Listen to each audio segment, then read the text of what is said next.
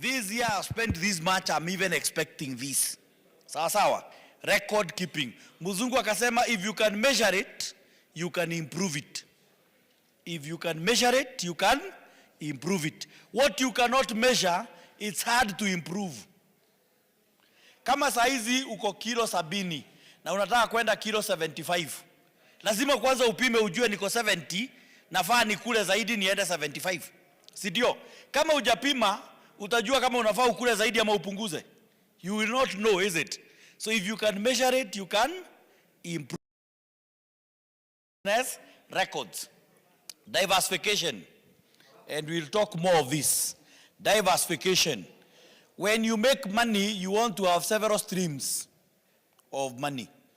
Ukiwa wewe ni mkulima wa avocado, over time unaanza kuweka nyuki, ndio unapata asali, na pia wale nyuki wanasaidia avocado zako, si ni kweli?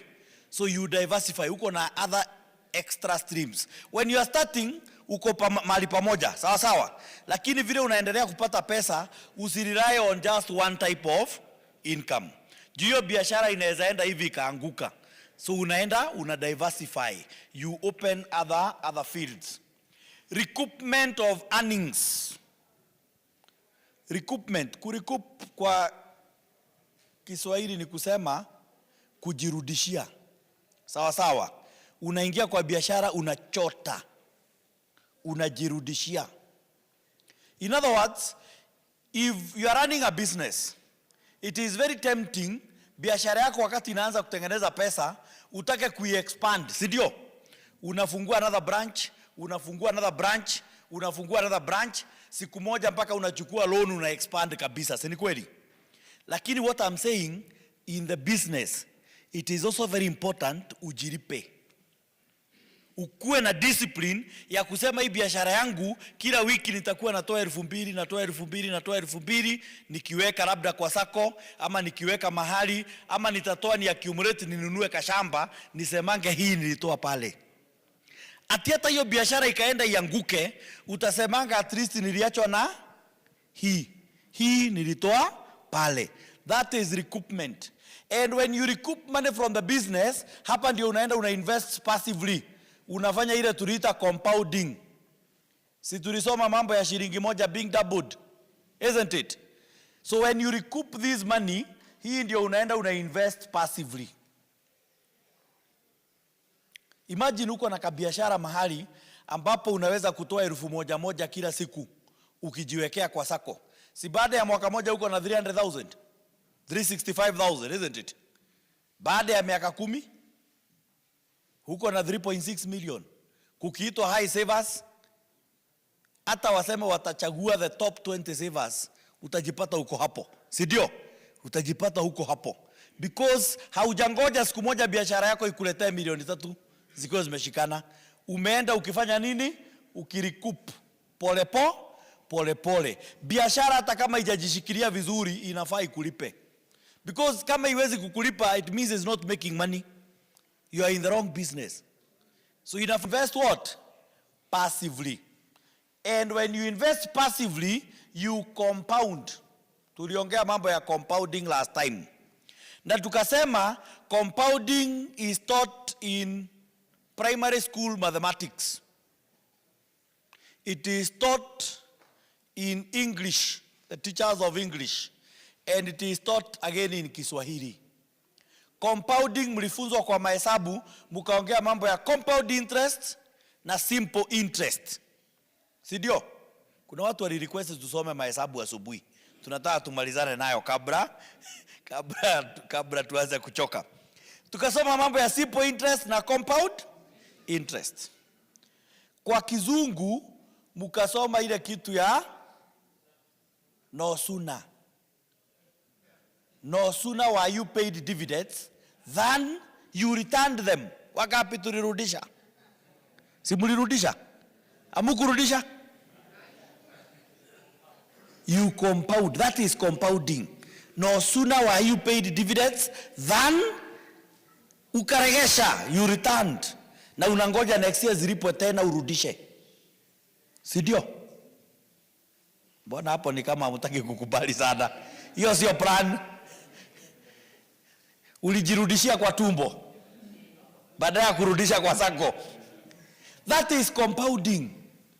Ukilipwa urudishe, zilipwe tena next year urudishe, zilipwe hiyo mwaka ingine urudishe. Hatusemi urudishe forever. Are we together? But for a couple of years uweze kujenga. Hii ndio the doubling of the shilling. Kwa Kiswahili mkasema sebuse. Sio sebuse, punde si punde. Ghafla bin vu, unapolipwa unafanya nini? Unarudisha, unainvest. You keep on reinvesting mpaka ufikisha ile kiwango zile unalipwa they make sense. And we are quoting the book The Richest Man in Babylon. It's a book written by an author known as George Samuel Clarkson in the year 1927. In the book he says, and there's a character in that book known as Algamish. He says, if you will be wealthy, kama utatajirika wewe, whatever you save must earn. Kile unachoweka akiba lazima kizae. Na kinapozaa hao watoto wake, its children must also earn. Watoto wake waruhusiwe wazae. Tusikuwe na biashara ya kukula dama. Tuko pamoja? Ukiwa unafuga ng'ombe, huwezi fanya biashara yako ni kukula dama. Ng'ombe wako hawatawahi ongezeka. And I want to demonstrate using figures. Look at someone who is saving 2,000 shillings per month. Wewe uamue utaweka shilingi 2,000 kila mwezi. At a return of 10%. Is it possible to get 10% anywhere? Is it possible to get 10%? Yes. Hata Magereza share capital situlilipa na 10. Sikuna miaka hata labda tutalikuwa tukilipa even more. Isn't it? Sidio? Because now we are in a recovery phase, we are paying 10. So when we will be fully recovered, we will expect to be paying 15-20%. So ukiwa unaweka 2,000 kwa mwezi, in a year is 24,000. Si ni kweli? Kwa miaka 10 to 40,000. Miaka 12 to 88,000. Lakini ukicompound, wewe utakuwa umefikisha 564,000. Ndio hata mimi nashangaa wakati wanaita top savers mtu amefikisha 1 million na watu tumekuwa kwa hii Sacco for 20 years. Si hata tunafaa tukuje Sacco mzima? Si ndio? Kama mtu 2,000 ako na nusu milioni, kwani hao top savers wa 1 million wana save nini? Top savers tunafaa kuongelea kutoka milioni 5. Who is doing 5,000 shillings per month at 11%? I'm using different rates. They are theoretical, but we can be 11 na 10% hazijaachana mbali, si ni kweli? Huyu mtu in 12 years akiweka shilingi 5,000 tu, 12 years ako na 1.5 million. 12 years.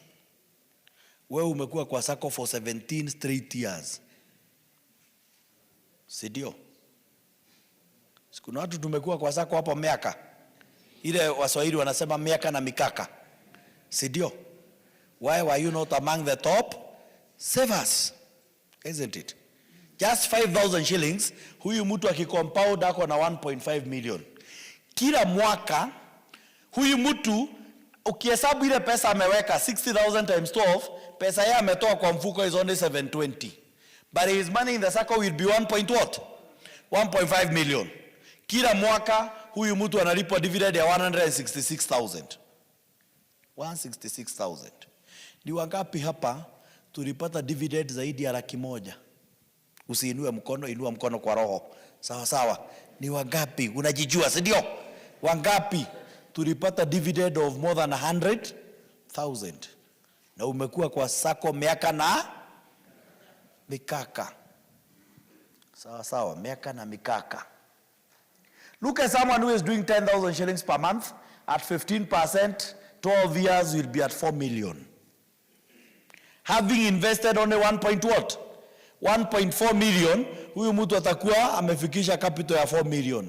Kila mwaka atakuwa analipwa dividend ya 600,000. Kwa hivyo akilipwa miaka 3, Pesa yake imerudi haijarudi? Si pesa yake imerudi. Lakini wewe utakangi kuongeza share capital because it's not refundable. But clearly you can recover, isn't it? Huyu mtu kila mwaka sasa atakuwa ako na 600. 600,000 is an average of 50,000 shillings per month. Si ni kweli? Out of investing 10,000, atakuwa ako na mshahara ya 50,000 every month. 50,000 by having it, kwa sababu alijinyima miaka 12. Again, you may ask why 12 years, why not 10, why not 15? Kwa sababu ndio ingetoshea wapi? Kwa screen. Sawa, there is no mathematics behind it. I've done different schedules. Look at someone who is doing 20,000 shillings at 10%. 20,000 kwa share capital ya Sacco yetu. In 12 years, you should be having a capital of 5.6 million. Kila mwaka unalipwa dividend ya 564,000. That is an average of about 47,000 shillings per month. Huyo mtu si ako na mshahara ingine. Huyo mtu unaweza mtisha utamfuta. Si anakuambia ni sawa. Already yako na kasara, ni watoto wake hawezi lala njaa. Huyu mtu akaenda kufuga ng'ombe, anaweza ambiwa veterinary wanakuja wamekosa pesa. Si anajua hata wakikosa Sacco italipa 1500 na esa chukua nitarudi kuwalipa. Si ndio? Akitaka kuongeza ng'ombe wawili, anaenda anatafuta wale pedigree. Wanauzwa 150,000, is only 300,000 ng'ombe wawili. Sawa, wale watamletea kilo 40. Wanakamuliwa mara 3 kwa siku. Wewe ukienda kufuga ng'ombe, unanunua wale roko. Wale wanakamuliwa once per week. Unamkamua leo, unakuja tena next week. Sawa. Akijaribu kukuona unapita na ndoo, ni kama unakuja kukamua, anakuwa violent. Anaanza maandamano, ng'ombe anaenda maandamano. Sawa. So wealth has a way of creation. In the initial years, it takes a lot of systematicness, it takes a lot of kufuatilia mambo na kukua mtu ambaye ako consistently investing, and especially when you recoup. Remember what you are talking about kwa wale wametujoin tukiendelea tuko hapa. Recoupment of earnings. Biashara yako ikujengee platform ya safety. Kwa sababu biashara zina misukosuko. Biashara inaweza leta pesa kisha ifanya nini? Iteremuke. Na tumeziona hapa Kenya, sikulikuwa na Nakumat. It was generating a lot of wealth, isn't it? Hiyo siku hizi iko. If they had, when they were making at the height of when they were making money, hundreds of millions, wangekuwa walikuwa wananunua hata government bonds 100 million every year, they would be earning in billions now, isn't it? Na hata hiyo misukosuko ingewasumbua. So when the business is making or not making money, you recoup, you invest passively. Tuko tumefika wapi? Hapa. There. Tuko pamoja. Another one, this is someone now who is saving 10,000 shillings per month at 8%. Huyu mtu ana save for 7 years. Aki-compound, anafikisha 1.1 million. 8% is near the 6% you got in your interest. So I'm imagining huyu mtu anaweka kwa deposits. Sawa? After 7 years, anakuja anachukua loan ya 3 times 1.156 million, anachukua loan ya 3.469 million. Hiyo loan anaenda ananunua bond ya serikali ya 15%. Sawa? Hiyo bond anaihold na 1.1 million. This fella is now a millionaire. Hamuongei lugha moja, jamaa ambaye alikuwa anaweka shilingi 10,000 tu. So lazima tujifinyirie hapa mwanzoni. Sawa. Kabiashara kakifanya vizuri, usianze raha. Tuko pamoja, una balance. That is what we are saying. Na kuna wengine nao wanajiuliza, na huyu mwalimu yeye anafanya hivyo ama ni meheme zake ziko wapi? Ni atuonyeshe mahali yeye amecompound zinazaa, situambiange story. Sawa. Bibi niliwaambia sawa. Listen to what they say. Biblia inasema hivyo. Sawa.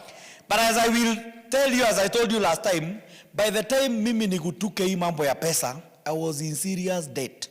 Nilikuwa na madeni ya zaidi ya 15 million. That is not to excuse myself that I should not do what I'm preaching. So I want to show you the little dividends I was paid by my Sacco this year. I wish I could show you bigger amounts. But hapo ndipo niko because pia mimi nilianza nikiwa kwa shimo. Sawa sawa.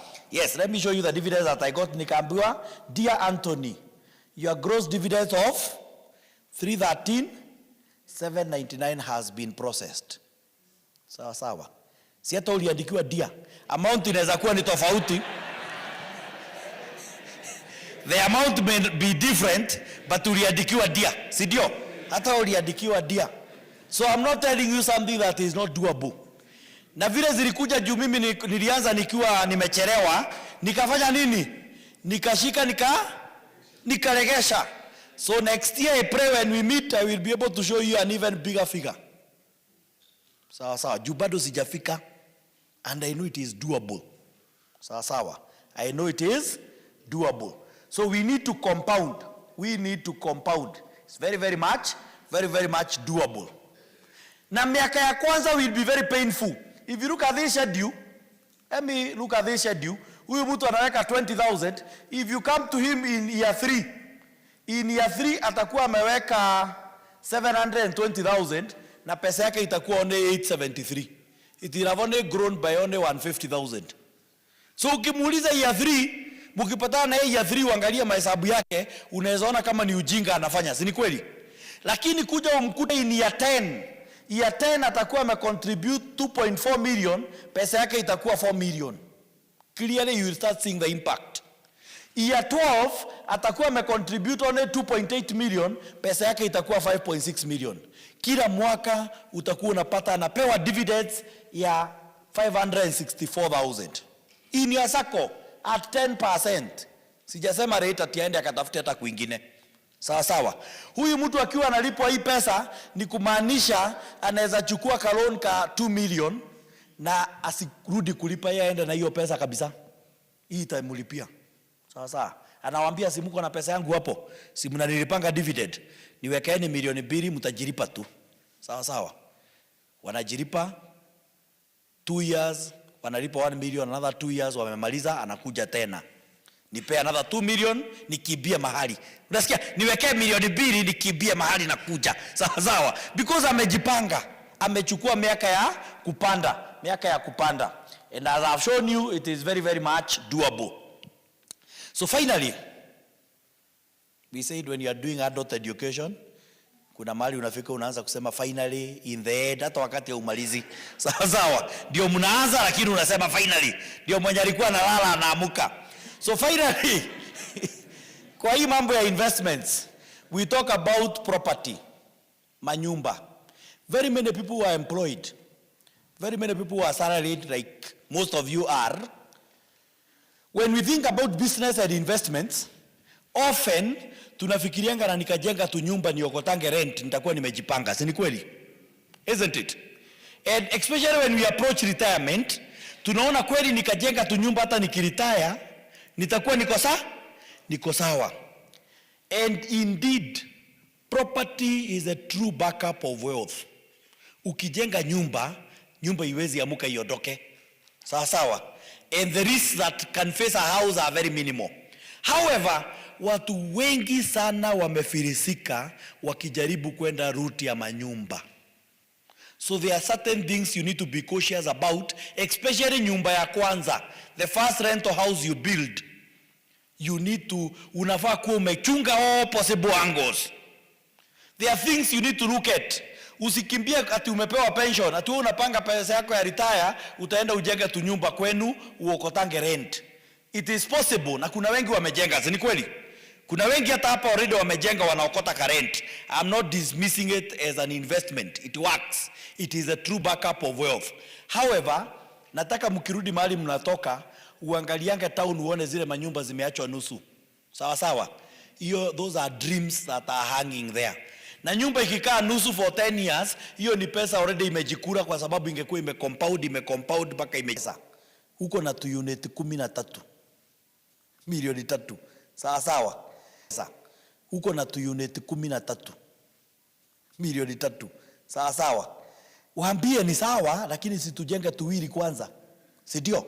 so that tukianza kuokota pesa kwa uto tuwili, sasa there is what we call proof of concept.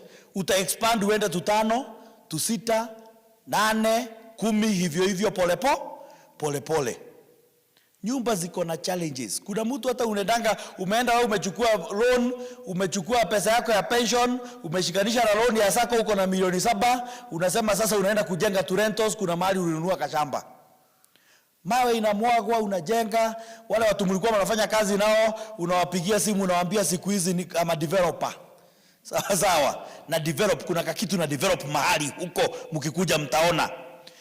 Vile tu umeenda kumaliza rinto, structure sasa uanze kufanya finishing, ndio unaambiwa mtu wako wa kazi anakupigia Saturday jioni, anakuambia kuna jamaa wako hapo wako na gari.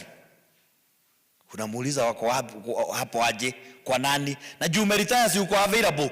Unakimbia kuuliza ni aje mmekuja. Unapatana na mzee hapo anajikunia kitambo kwa shamba yako, kuna kitabu hapo.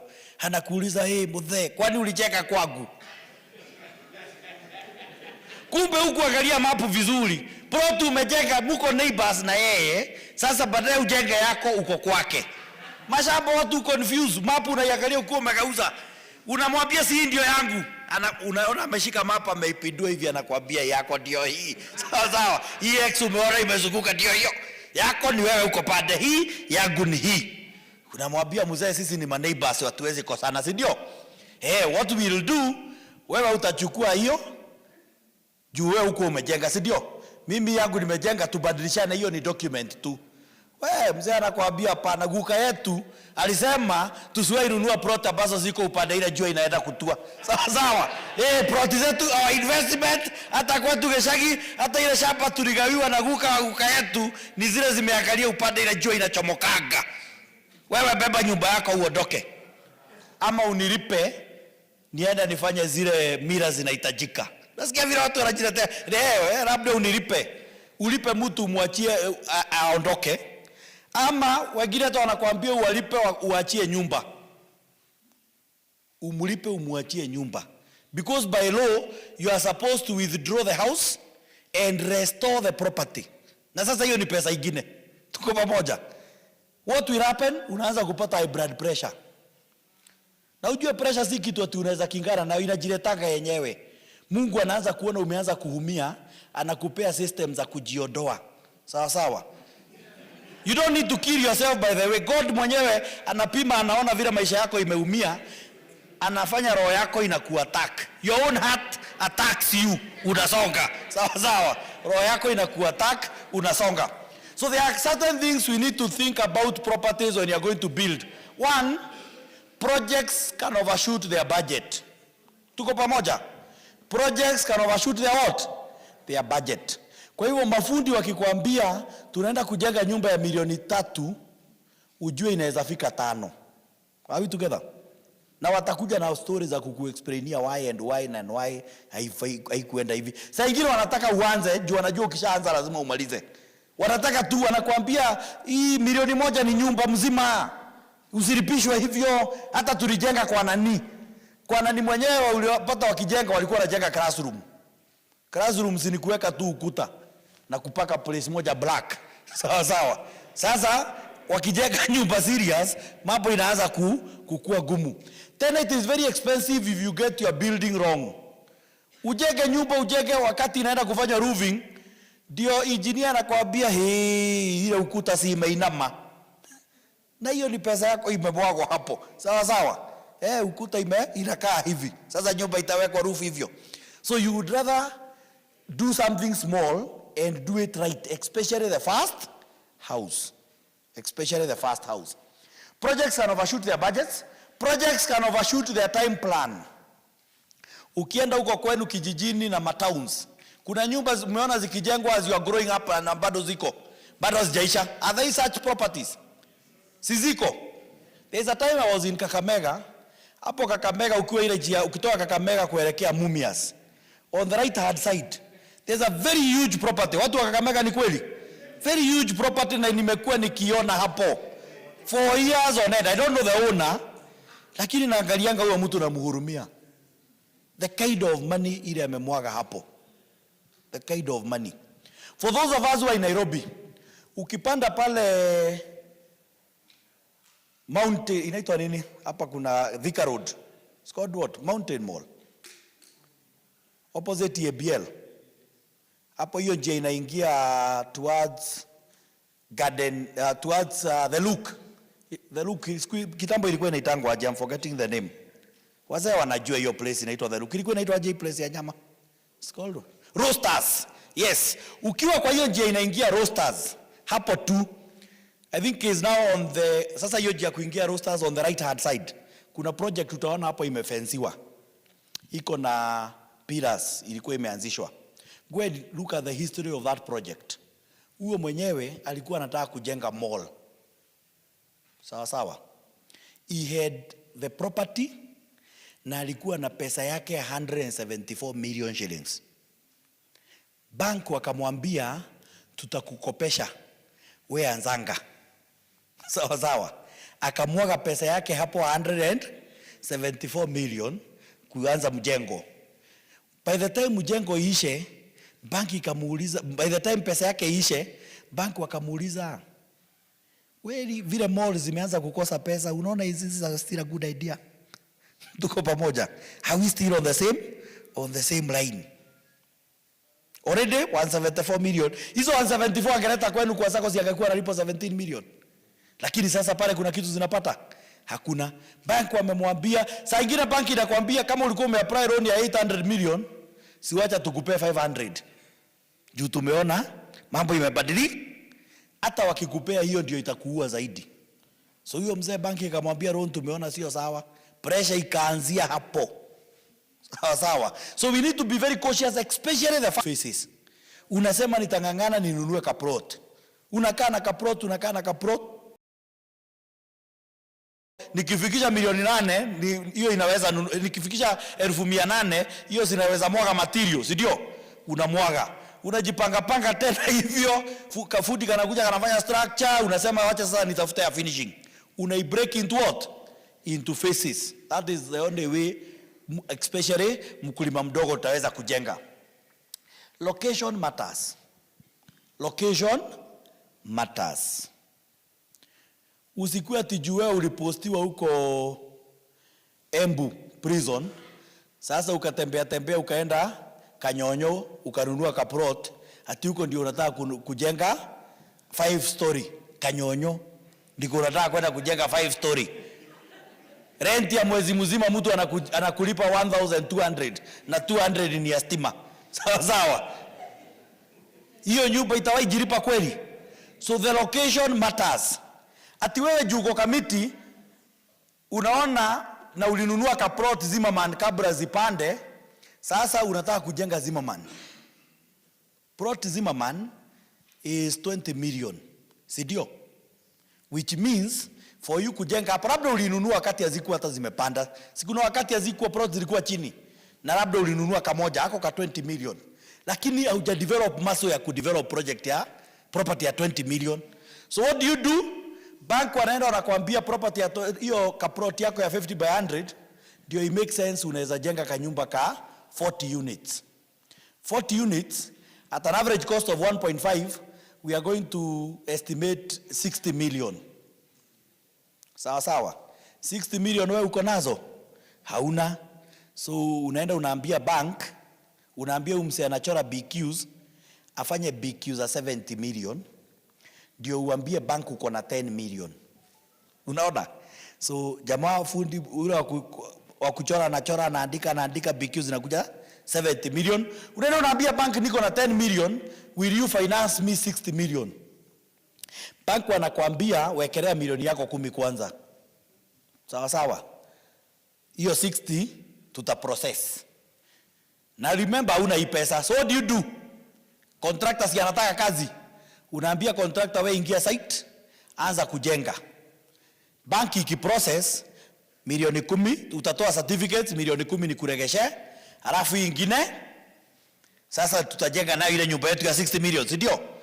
Banki ina process, contractor anajenga. Unajua pia si ati akona capital kubwa sana, so anajenga pole, muna produce certificate, mnaenda kwa bank.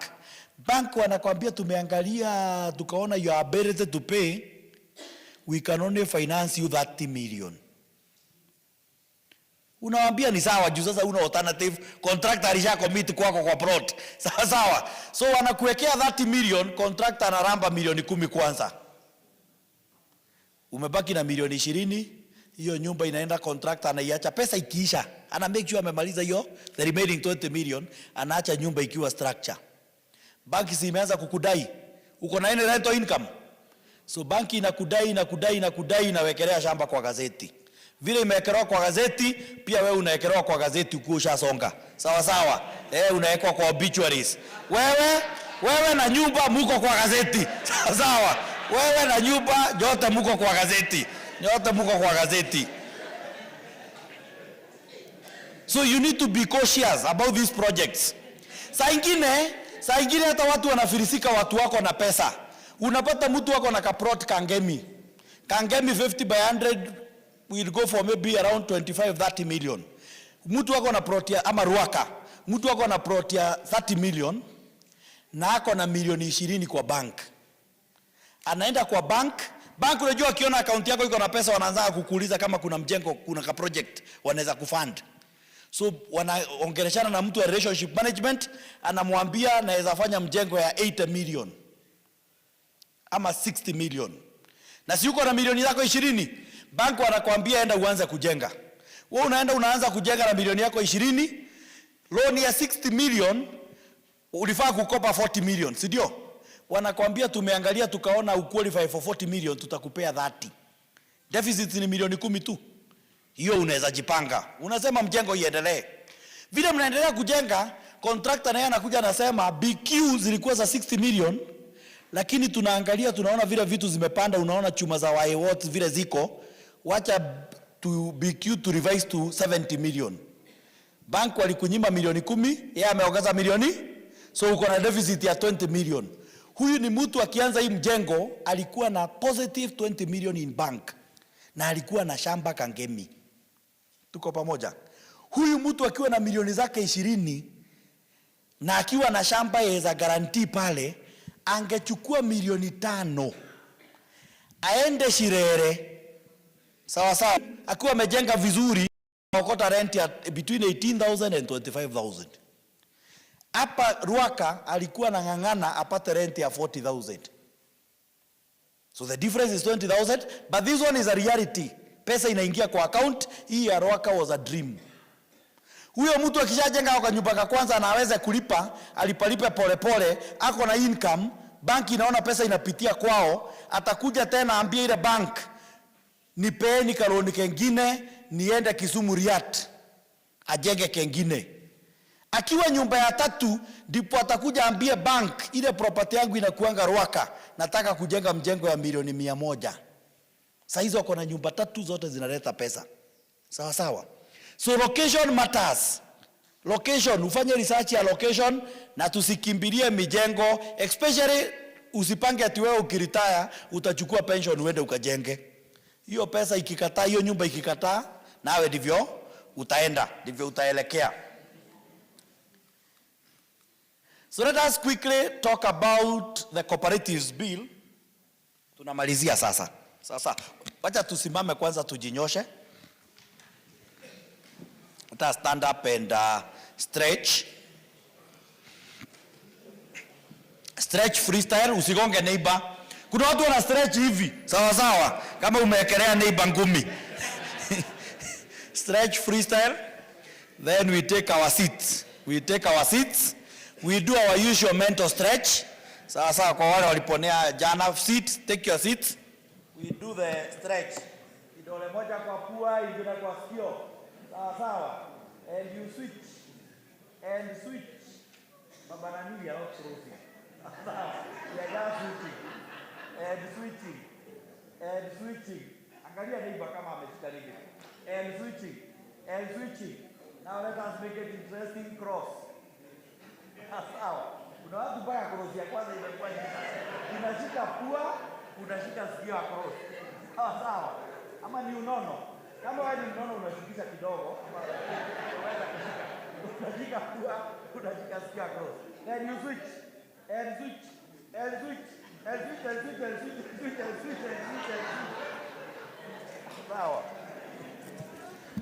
So very, very fast, let us go through the changes in the cooperatives bill. Sawa. We want to end slightly before lunchtime because there will be photos. Sindio nilisikia? Sawa.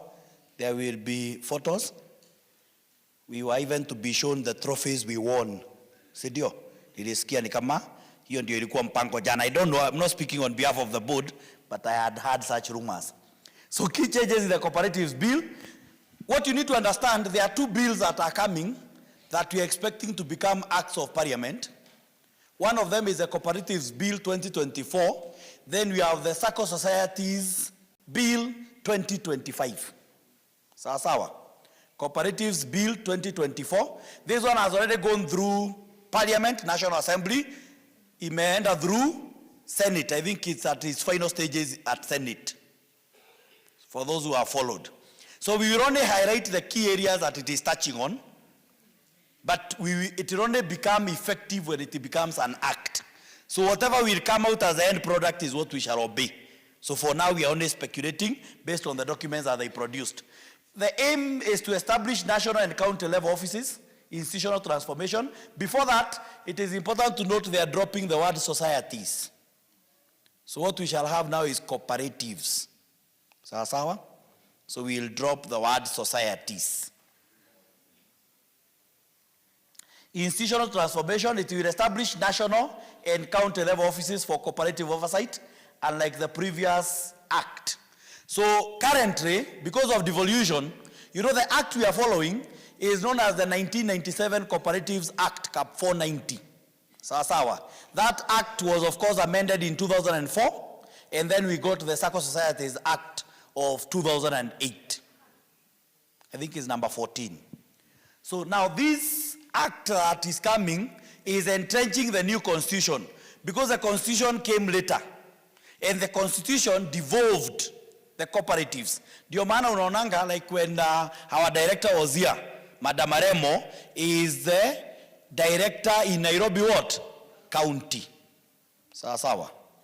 Because cooperatives is a devolved function. So the new act is coming to regularize that. So we have already been practicing it, then we are only now making it part of the law.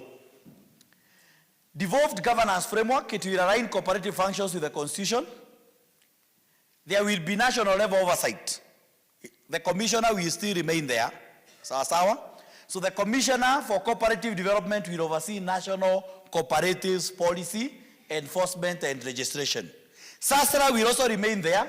They will license and supervise deposit taking and certain non-deposit taking Saccos, just like they have been doing. There will be county level oversight. County directors, they will be responsible for registration, support, inspection, and governance of cooperatives within their counties. Sawa. There will be an intergovernmental coordination. There will be head of other cooperatives. There will be one federation. Kama ni Saccos, we will have one federation for Saccos. If it's housing cooperatives, one federation for housing. So the most likely federation for Saccos, where we must all then subscribe to, will be Cusco. Sawa. So don't write off Cusco very fast. It is coming back in a legal way. Sawa. But of course, under the new law, Cusco will be regulated by SASRA. Previously, they were unregulated. Sawa. They will not be allowed to operate the business of deposit taking as per the law. Now, the oversight of those national bodies will be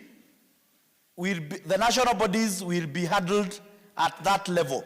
Primary and secondary cooperatives within the counties will be handled by the counties.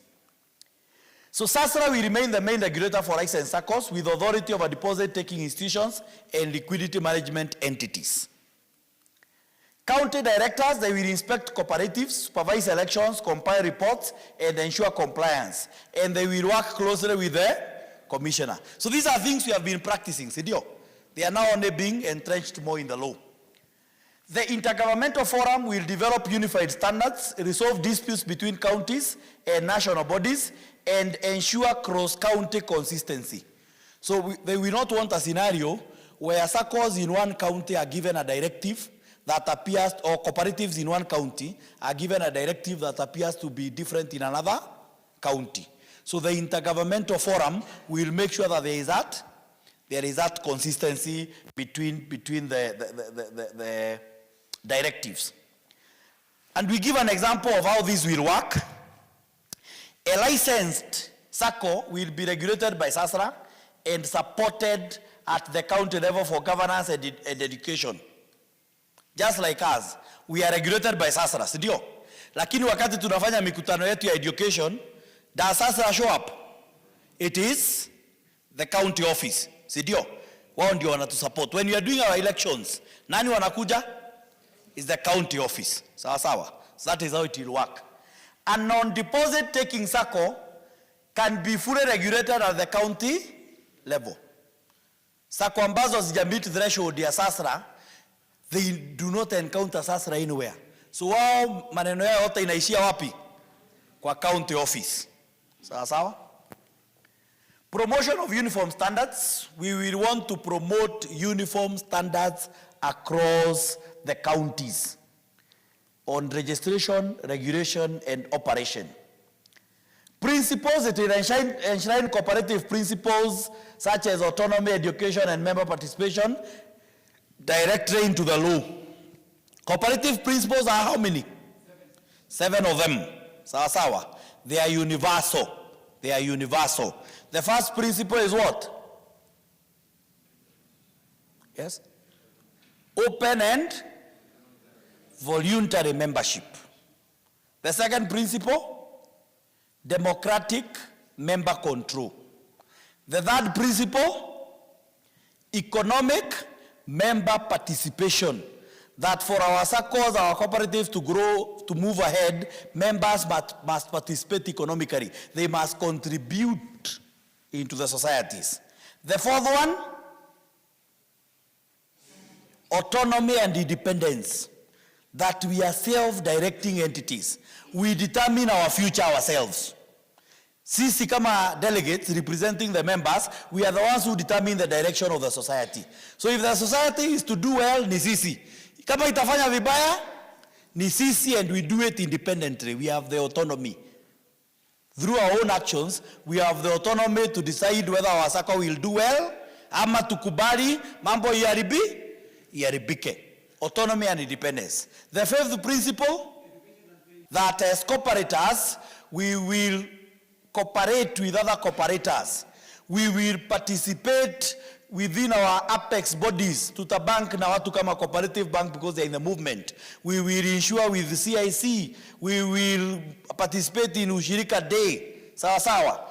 That does not mean tuondolewe akili when we are interacting with those entities because they're in the movement. Sawa sawa. Sieti tuchukue pesa yetu tupeleke mahali bila kufanya our business analysis. Sawa sawa. But we will give them a chance because they are within the movement. Sawa sawa. They are within the movement. And the seventh one, concern for the community. The community we are in. Kama sisi ni watu wa idara, we would expect our community is around the idara, is it? Hatuwezi wapata ati mmeenda muko Zanzibar, muko na CSR project huko. Hiyo ni trip. Sawa sawa. Hapo hakuna CSR, hiyo ni trip mmejitengenezea. We want you to be within the same community. Kama ni tumeamua tutalipia mtoto school fees, tunaangalia mtoto wa community, isn't it? Hatuwezi toka hapa tuende tukatafuta mtoto wa mahali kwingine na huko mbali tuseme wameteseka sana huko Turukana, tuende tukamulipie fee na si hata mtu affiliated na sisi. It's our community. Sawa sawa. Our community, concern for the community. So those are 7 principles. Previously they had not been anchored in law, now they are part of our act. Governance and accountability enhancement. It will clarify the roles of boards. Explicitly, the initial draft of the cooperative bill had stated that board members would serve for 2 terms. Sawa sawa. Along the way, that clause was removed. Sawa sawa. But all indications are that the final bill that will come will have what? The final act will have 2-term limits. Sawa sawa. which means ukielectiwa kama board member, unaenda term moja, unalielectiwa, hiyo term nyingine tunakuambia kwa heri ukiwa mzee wa boma. Sawa sawa? Yes. So that is a proposal. That is a proposal that is there. It's a good thing in terms of governance. Sawa sawa. It will revolutionize change.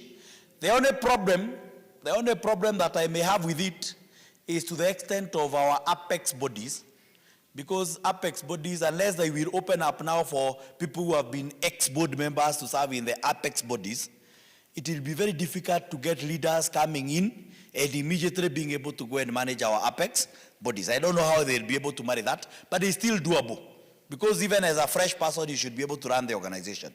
Sawa sawa. But in some circles, we have board members who have overstayed 20 years, 30 years. In some circles, wako. Kuna sako moja nilipata walikuwa wananiambia the board member was elected, I think, in 1992. He's not very old. He was elected as a young man. Lakini si amezeekea huko. 30 years. Those are close to 30 years, isn't it? So 30 plus years in the board. I've been to a Sacco where the board members, the youngest board member was 79 years. The youngest. Huyo ndiye anatumwa. Sacco moja, I think ni ya upande wa huko Kisii, not Kakamega. Sawa. Ni ya upande wa huko Kisii. Ndiye anatumwa kijana wewe kibia pale, mtu wa 79 years.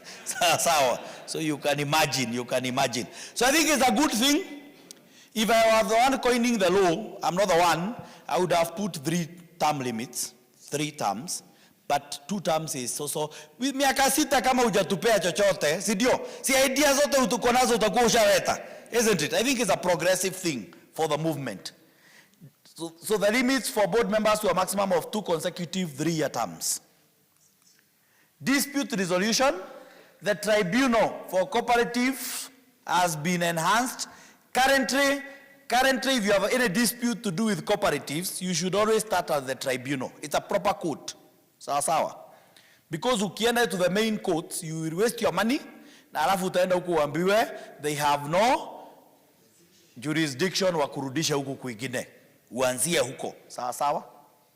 Enforcement, powers of officials, powers of the commissioner to suspend officers, conduct inquiries and demand financial accountability. These are transitions from the previous act. Regulation of inquiries and inspection. It allows creditors to trigger inspection and mandate reports to the authority. So kama wewe umefanya service kwa Sacco na hujalipwa, you can now go and say your Sacco ikuwe investigated. Sawa sawa. Previously, inspections would be triggered either by the commissioner themselves or SASRA or the members through a petition. So now they have added more ways in which we may end up being inspected. Credit and borrowing oversight, it will introduce a loan verification committee and require credit information sharing. New financial instruments and self-regulation, it will permit new funding mechanisms and formalize cooperative self-regulation. We will introduce the issue of central fund, which is more clearly defined in the Sacco Societies Bill 2025. Ethics and integrity provision, it will require compliance with public service ethics by cooperative officials. Kabla uerektiwe, you will need to have the full constitutional mandate under ethics and integrity. Cooperative Development Fund, it will create a national fund to support cooperatives' capacity building and innovation. We would expect that the government would allocate money to this fund, but we wait and see. Credit information sharing, it will mandate data sharing across cooperatives to reduce default risk. Currently, we share information, isn't it? The credit information, but it is not yet anchored in law. Now it will make it mandatory for us to share this information. Ukikopa kwetu utoroke, unashikiwa kwingine. Sawa sawa. Yes, so it will make it mandatory that we share this information. Liquidation and preferential debt rules, it will add a detailed procedure for winding up of cooperatives and managing creditor claims. Wakati Sacco zinafunga, or cooperative inafungwa, there will be 1 million shillings. Isn't that a good thing? Offenses and civil penalties, it will introduce specific offenses and higher penalties, including imprisonment and heavy fines. Ukiangusha Sacco, sawa, or any entity in the movement, the penalties have been heightened. Transparency and audit oversight, it mandates use of accredited auditors and public access to reports. This has been the practice, it's now being anchored in the law. Transition and repeal provision, it repeals the 1997 Act while ensuring a transition period for compliance. So it's not a mere amendment to the Cooperatives Act, it is an absolute repeal. So we are getting a new act that is in line with the current constitution. And in quick summary, we shall look at the other one. Establishes a central unit for cooperative research, data and analytics. It also introduces Apex Cooperative and Federation Framework.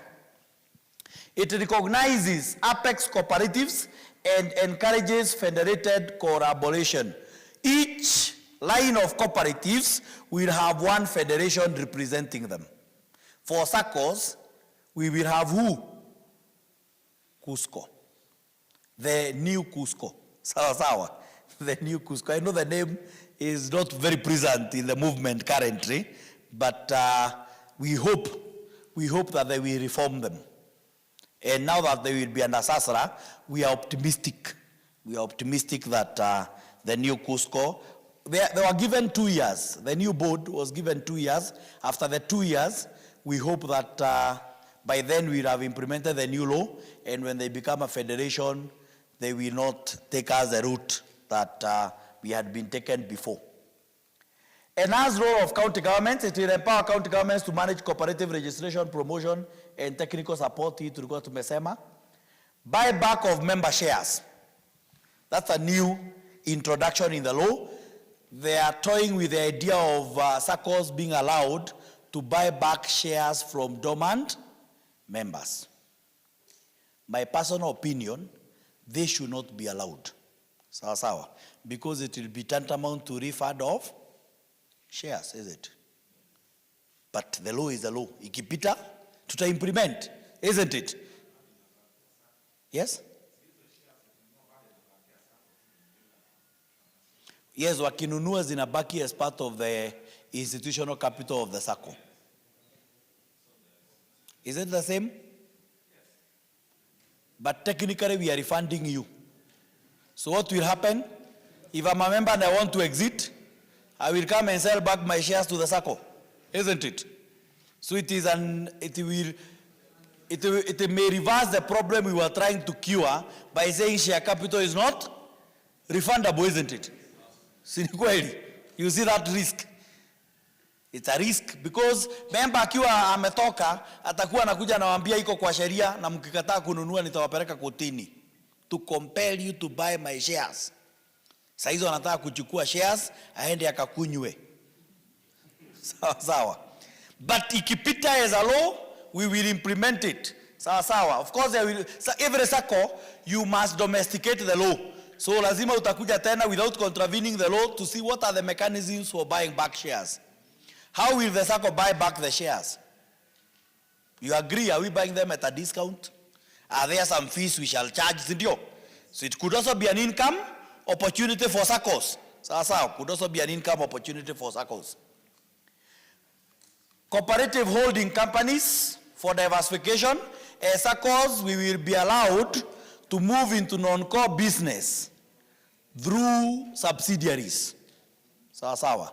Through subsidiaries. Kama Sacco yetu, labda kumekuja serikali imesema, we are going to privatize jails. Tutaallow kampuni binafsi zifungue jela zao.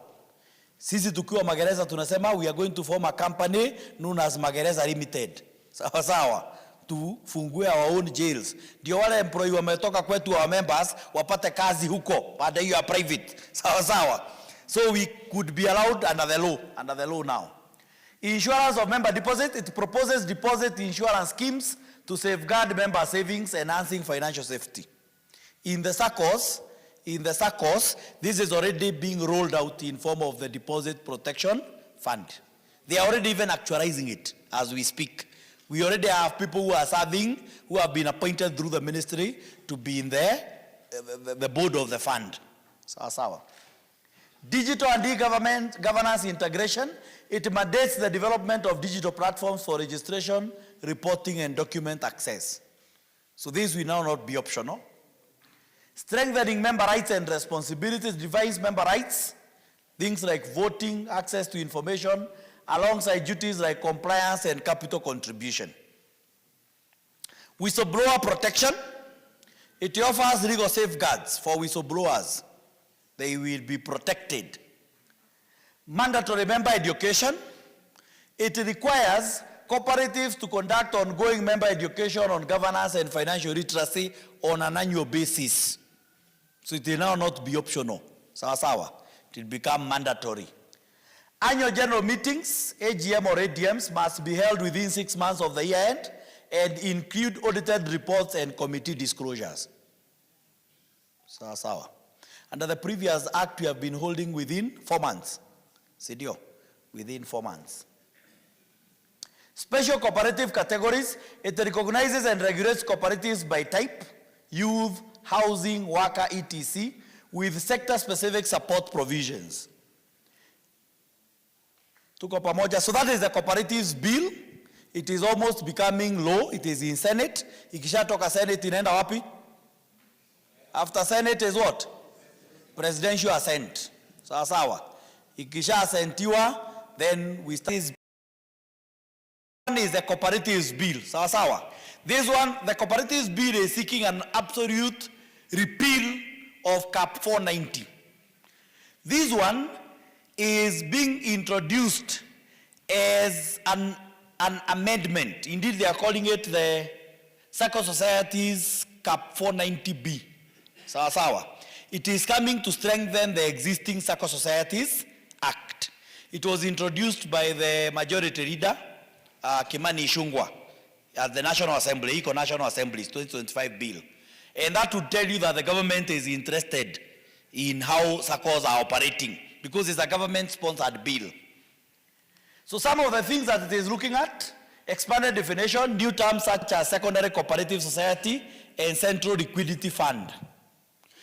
Instead of SACCOs borrowing from banks, or other entities, we will have a common fund where SACCOs will contribute, where SACCOs that want to borrow will be borrowing from. A central fund. It has already been, they have already put in structures, it's being operationalized. By the time the law comes, the fund will already be operational. New secondary cooperative, it recognizes and regulates secondary cooperatives. Things like Sacco Central will be conducted as a secondary cooperative. Primary SACCOs kama sisi, we will become members of the secondary cooperative. Kama hiyo inaitwa Sacco Central, which will offer what we call centralized services. Another example of secondary SACCOs are the SACCOs in the teacher-based SACCOs. They have small unions. Sijui kama mnazijua. Like in the coast, we have a union known as Kotesa. Kotesa is now being registered as a secondary Sacco, where many SACCOs come together. I think currently under Kotesa we have Imarika in Kilifi, we have Mafanikio in Mombasa, Tabasamu in Kwale, we have Kwetu in Taita Taveta. They are part of the members. I hear they are now opening up to other SACCOs in the coast. So they will become a secondary body where the members subscribe. So when they want to do education, instead of doing like in-house, sawa, kama tuseme wanataka kufanya education ya credit managers, wanashikana wote, wanatengeneza forum ya credit training, badala ya kila SACCO ifanye in-house ilipe consultancy. Assume each in-house would cost them 150,000 or ama 200,000. Each of the SACCO ikiripisha 200, they end up spending, the 5 of them or 10 SACCOs will spend 2 million, sidio? Sasa wanashikana wote pamoja, labda inawa cost 300,000. Sawa, to make their life easier, and they also benefit out of it. So those are things that we will see more. We will see coalitions to form secondary units. So even us as Magereza, we need to start looking at the landscape and see who are SACCOs that we are like-minded, that we will be able to join the various secondary platforms that will be there for our own benefit. Sawa. We could even champion our own. We could start one of our own. Sawa. Central liquidity, it will establish the central liquidity facility to manage a pool liquidity and support emergency funding. The central fund is already, I think, established. Kuna watu already washa appointiwa through the ministry, but now the law will come to strengthen it, where we will contribute money. Sako zile ziko na mashida zinakopa hapo at a small fee. Sawa sawa. At a small fee. Just like banks are able to borrow money from central bank. Sidio? From central bank. Capital requirements, it will empower SASRA to set liquidity and capital adequacy standards, just like they are doing now. They are the ones who do so. Access to government securities. It allows investment of surplus funds in government securities. If you go to the current act, it talks of Saccos are allowed to invest, including in the NSC, but many Saccos have been shying away from those investments. So I think that is why they thought it's necessary for them to mention explicitly in the act, in the bill. It introduces a deposit guarantee fund, ensuring deposits up to Kenya shillings what? 1 million. 1 million. Member claims on license revocation. Members can claim from the deposit guarantee fund upon Sacco license revocation. License ya Sacco ikikansoliwa. As members, tutaanza kuuliza pesa yetu tulileta inaenda wapi, si ndio? Now these members will be allowed to go and collect their money from the deposit guarantee fund. Isn't it a good thing? The idea is to create confidence in the movement. Ati mimi nikiweka milioni yangu na Sacco ikaanguka, nitatoka bure hivyo. Sawa sawa. At least you're able to get something back. And of course, it will also make sure that the government is serious in terms of taking action against those who have pilfered our money. Because kama umeripwa na ni pesa ya fund ya serikali ambayo watu Sacco zingine zimeleta, hatutaiachilia iende bure hivyo, sio? Tutafuata wale walikula ile ingine ndio sisi tulipe. Sawa sawa. So we will make sure that there is more accountability. Watu hawatakuwa wanakuja wanakula pesa ya Sacco na wanaachiliwa wanaenda tu. Yes? Okay. Strengthened offenses and penalties. We had mentioned this in the other bill. Governance overhaul for secondary bodies. It will require non-executive boards and SASRA funded. They will vet leadership and appoint auditors. Sawa. So their powers will be expanded. Shared services business. It will allow shared technology platforms and clearing services by secondary Saccos. Saccos will be allowed to have a payment structure to tap into the National Payment Services, NPS, so that we'll be able to clear checks like banks. Sawa. We'll be able to clear our checks. Inclusion in the National Payment System, hiyo ndio tulikuwa tunasema. Inter-Sacco market creation, we can lend and borrow from one another. Remittance and FX services access, and we will centralize the foreign exchange and remittance services via secondary Saccos. So secondary Saccos will be allowed to come into the business of remittance to facilitate remittances between different Saccos. Data and reporting requirement, it will mandate daily liquidity and performance reports to SASRA. Currently, these reports are still there. See, usually we send our liquidity report to SASRA on a daily basis, but they are anchored in the regulations of 2010. Sasa zinawekwa kwa act, so that they become more forceful. They are now being put into the law. Modernize SASRA regulatory structure. It will extend SASRA oversight to secondary and infrastructure entities. So SASRA, currently, SASRA does not regulate Cusco. SASRA is not able to regulate CIC, Corp Trust. Sawa. But now we are saying SASRA will be able to regulate anybody who does business with Saccos. Hata consultants. Sawa. SASRA inaweza kuja isema huyu consultant ni mwizi, aliibia Sacco fulani, hatutamruhusu aibie Sacco zingine. Sawa. So they will regulate anybody who is in that space of Saccos. Anybody who is interacting with Saccos will be under regulation. Cusco restructuring transforms Cusco CFF into a regulated independent body. What we are calling the central fund will be removed from Cusco and built into a new entity on itself, the liquidity part. Liquidity buffer, Saccos must maintain minimum liquidity contributions. In that liquidity fund, just like banks have a reserve with central bank, Saccos will be required to have a reserve. Because when we do liquidity, Saccos tunasemanga we need to have 15% liquidity. How do we prove? How can Sasra prove you actually have that money? Si tunaweza waambia tuko nayo na hatuna. Now we will be required to actually have a reserve with them.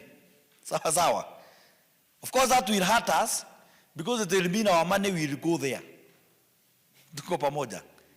But it is necessary because from that money ndipo wale wako na shida pia watakopa. Sawa sawa. So we expect that we also have some income, sidio? We expect to get some income there from. It will permit deposit offset against liabilities in liquidation. Regulatory loopholes, it will address governance and oversight gaps in the prior registration. Formal shared services framework, I want to hurry up as we wind up to execution. Access to the national payment, this one we had mentioned. Improve financial stability, member protection, we had mentioned. Secondary Sacco liquidity mandate, these ones appear to be repeated, I don't know what happened. Eligible investments will be standardized. Enforcement mechanism, new offenses and fines to promote compliance, especially at governance level. Board members will be watakuwa na mulikwa sana in terms of the penalties. Ukiwa kwa board member, ujue kuteleza kidogo sasa ni kufungwa. They will become your clients. Urupande ule mwingine. Sawa sawa. Utaanza kuona watu wa Sacco wengi wameanza kuwa clients. Wameanza kuwa clients upande wa idara. Sawa sawa. Public participation, it will introduce public hearings and stakeholder feedback mechanism through the intergovernmental forums. Stabilizing sector confidence, comprehensive reforms target public trust. We want people to believe in the movement more. As we may have mentioned, I don't think we mentioned it yesterday, currently, the Gen Zs are appearing to have a lot of faith in entities we are calling money market funds, more than what? Saccos. If you look at the financial landscape, the total money we have, nasema kwa wameweka pesa. Hiyo yote tuilete pamoja, mnaona ni kama itakuwa pesa ngapi? Yes? Trillions. Billions or trillions? More than trillion. More than a trillion. Kuna watu mpaka wameweka billions kwa nyumba. Kama ngapi? 50 billion. Even 100. Wamepanga kwa container.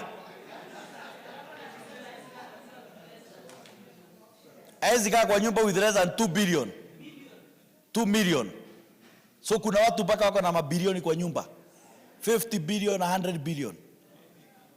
For your information, tusifuatanake na stories za jaba. For your information, the entire money in circulation in Kenya is only 334 billion shillings. 334.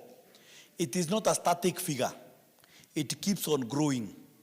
So as a country, over the years we keep on printing more notes. Why do we print more notes?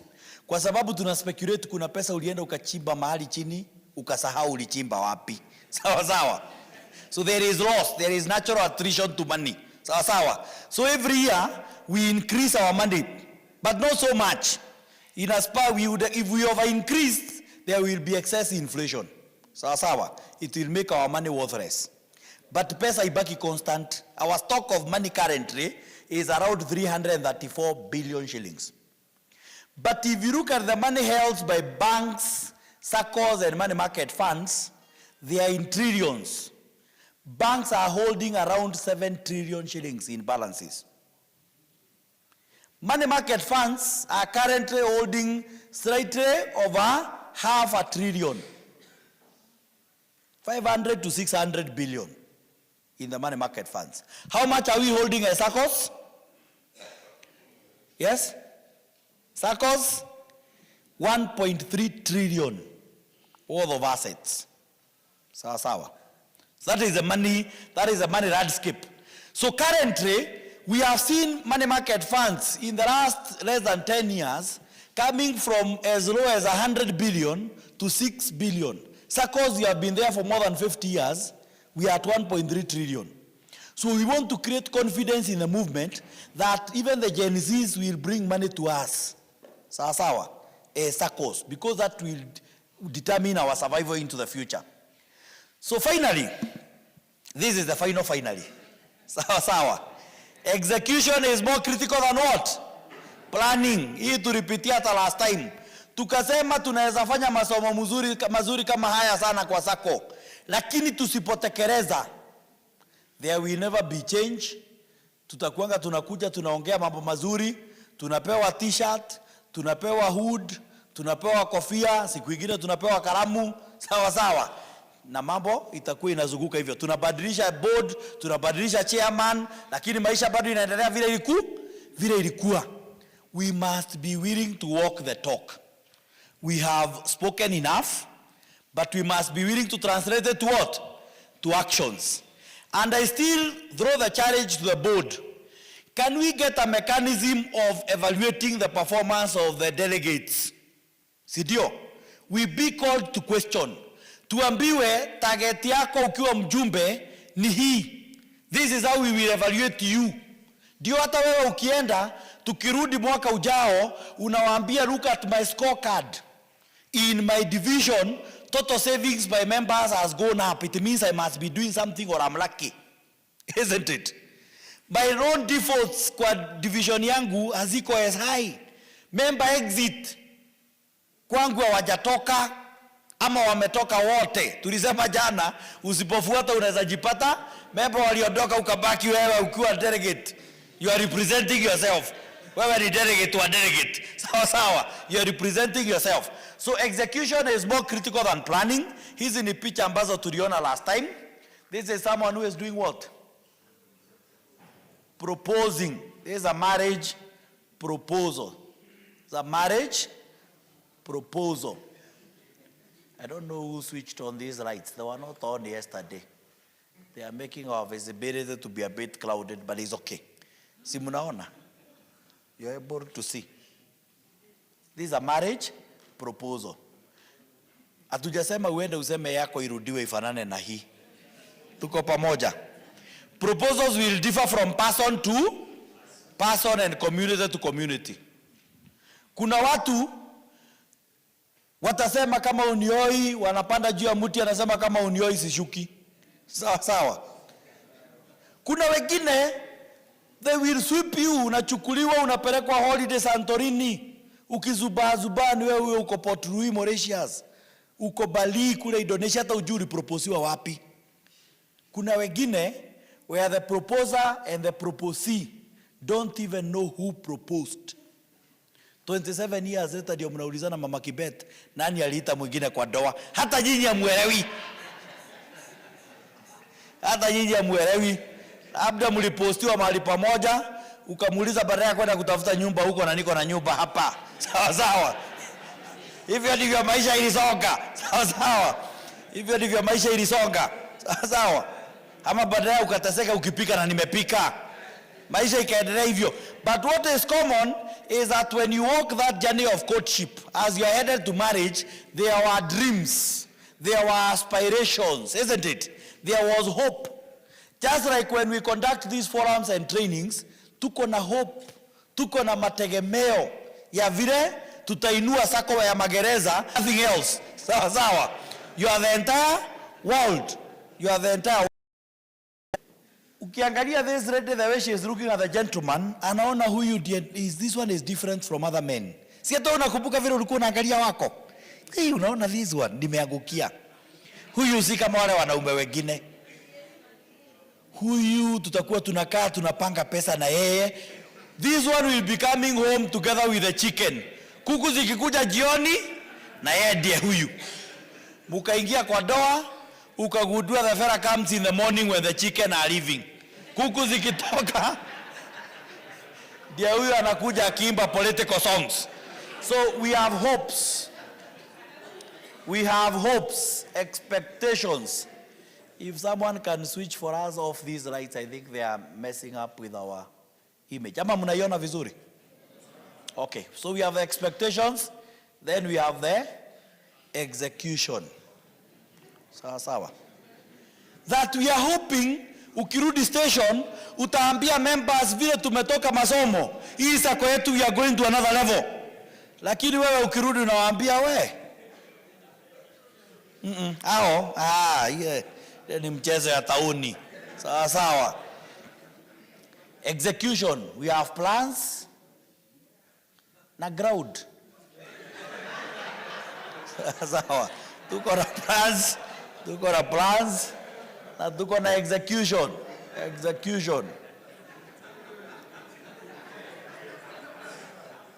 They are all men. There is no expectant ready here. These are men.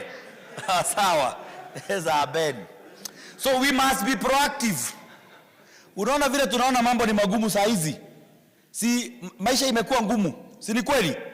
It can become harder. Wakati wa Kibaki 2007 tuliteta maisha imekuwa ngumu karibu hata angolewe. Si ni kweli? Saa hizi tukaambiwa tunarudishiwa yeye. We would be celebrating, isn't it? We would be celebrating. So life can become tougher. So what you need to do is to take action now. Usisemange mambo ikikuwa mazuri nitafanya na isipokuwa mazuri.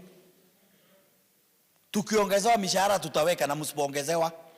Sawa. So take action now regardless of the circumstances. Huyu ni mtu ambaye ana exercise, ako na exercise shoes, anakula good fruits like avocado, anakula vegetables as opposed to waiting ufike hapa. Ndio unaanza kukimbia around the field na kutembea na vibuyu za maji. Sawa. We are hydrating. Take action now.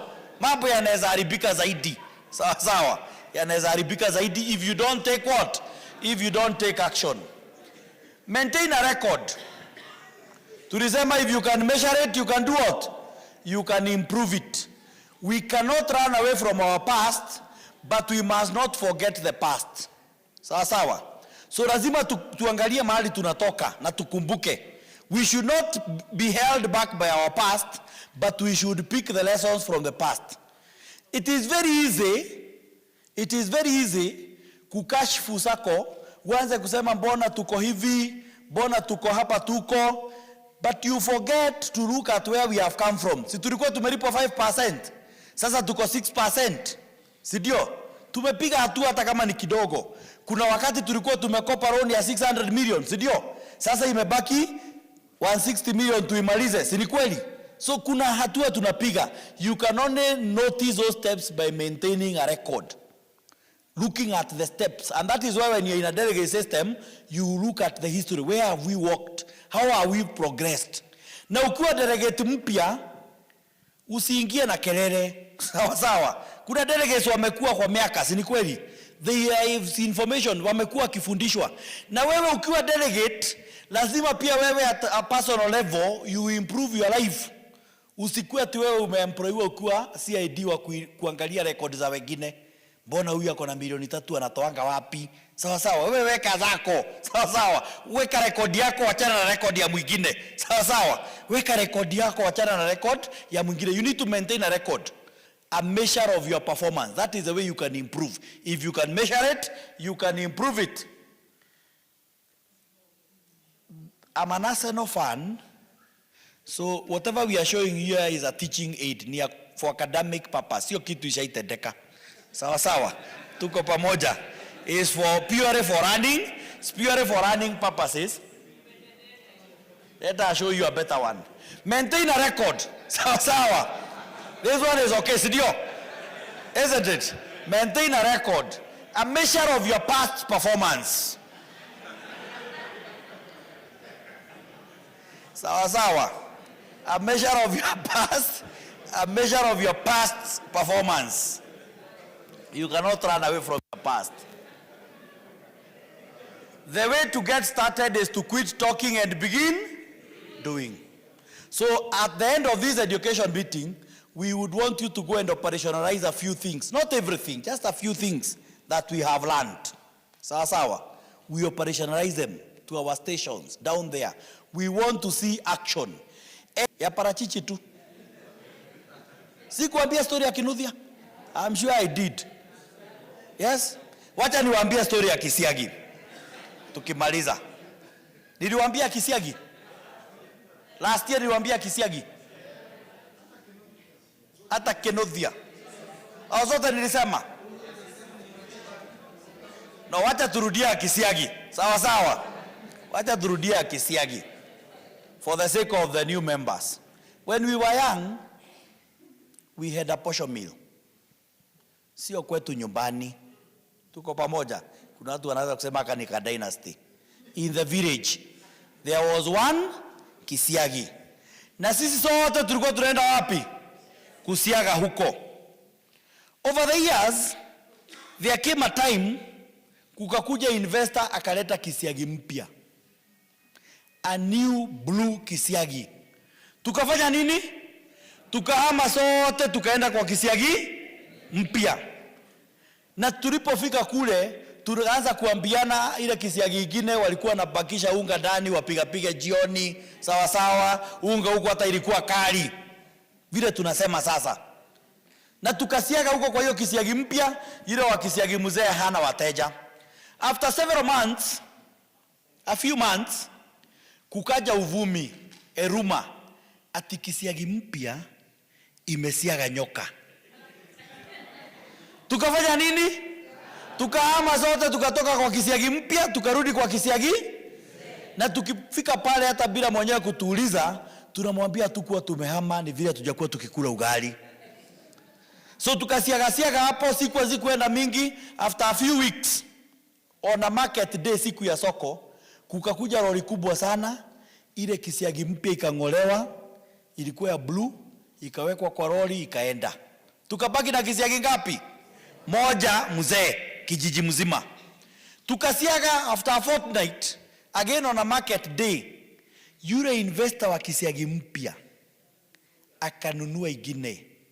Ile ilikuwa ya blue, akaleta ya green.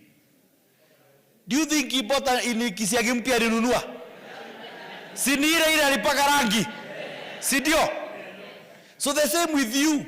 Usifikiria ati ni Sacco ingine mpya tutaletewa. Hii yetu tupake rangi tusoke mbele. Sawa sawa. Usiende ufikiria ati mke wako ati ukitupa huyu bibi huko na yeye uoe mwingine maisha yako ndio itaendelea. Huyo paka rangi msoke mbele. Thank you very much for your time.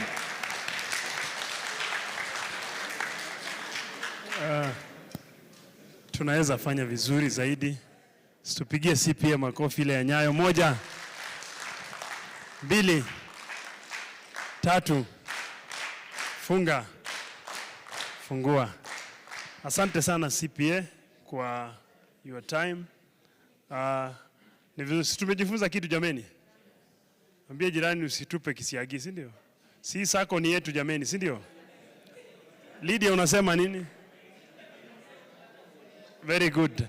Asante sana. Tunataka ku break for lunch. Hello. Tungependa one person akuja mshukuru CPA kwa sababu hatutakuwa na yeye saa 8, si ndio? Saa 8 ni in-house. So we want a volunteer kwa dakika moja akuje atoe vote of thanks alafu atakuwa tunaondoka. Can somebody volunteer ama nichague? Mheshimiwa Kakenyi, Madam Kakenyi ako around? Kakenyi from Kajiado.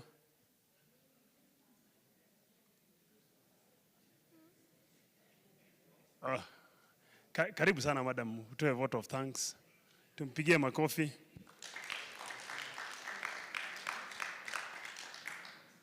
Asante. Si atoe tu vote of thanks kwa dakika moja alafu tupeana announcements. Mazuri. Tupigie madam makofi mazuri. Madam ni mheshimiwa Kajiado. Pia na hold position nyingine ambayo sitasema, si ndio? Asante madam.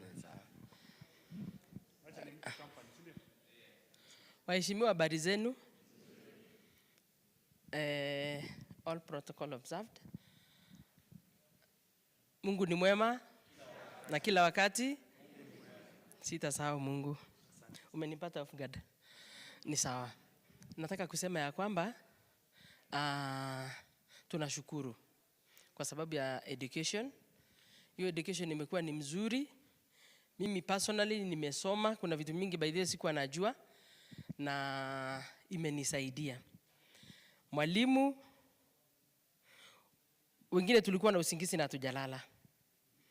Masomo imekuwa ni mzuri, imetusaidia. Tumejua mambo mingi ya cooperative hatukuwa tunajua. We need to have more and more of this.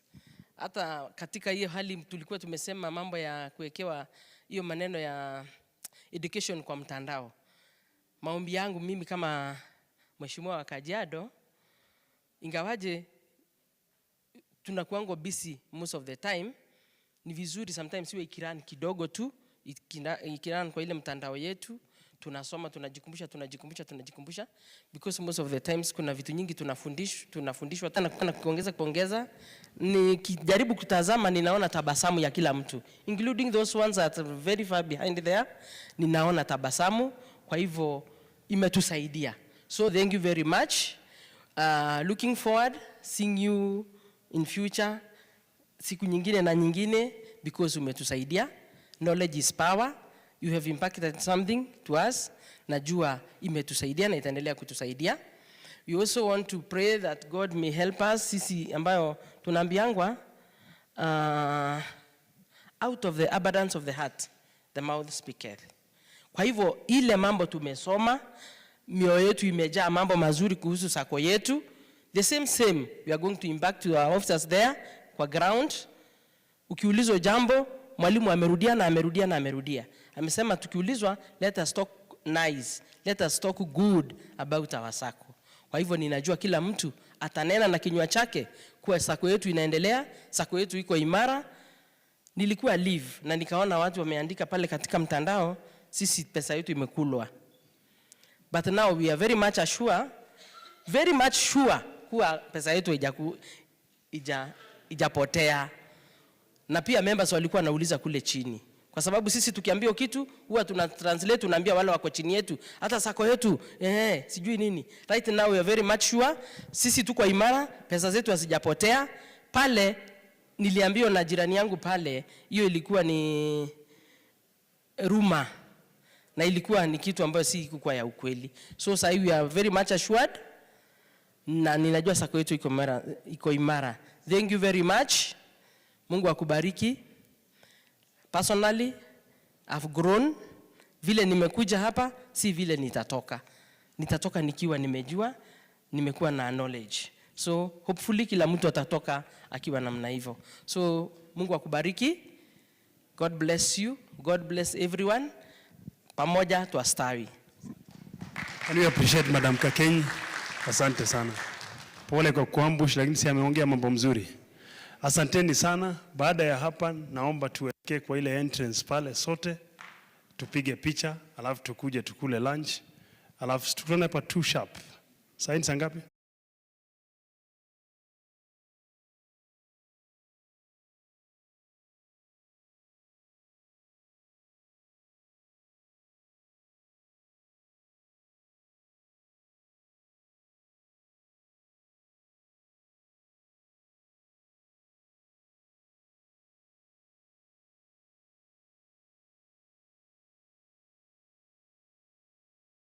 So this afternoon we have lined up for you 2 presentations. One, on how we can improve our efficiency through the management information system. So we'll be taken through that by our ICT manager, Samuel or Sophia. Then we'll be taken through the Sacco products on how we can compute our loans by the credit manager, Lynn.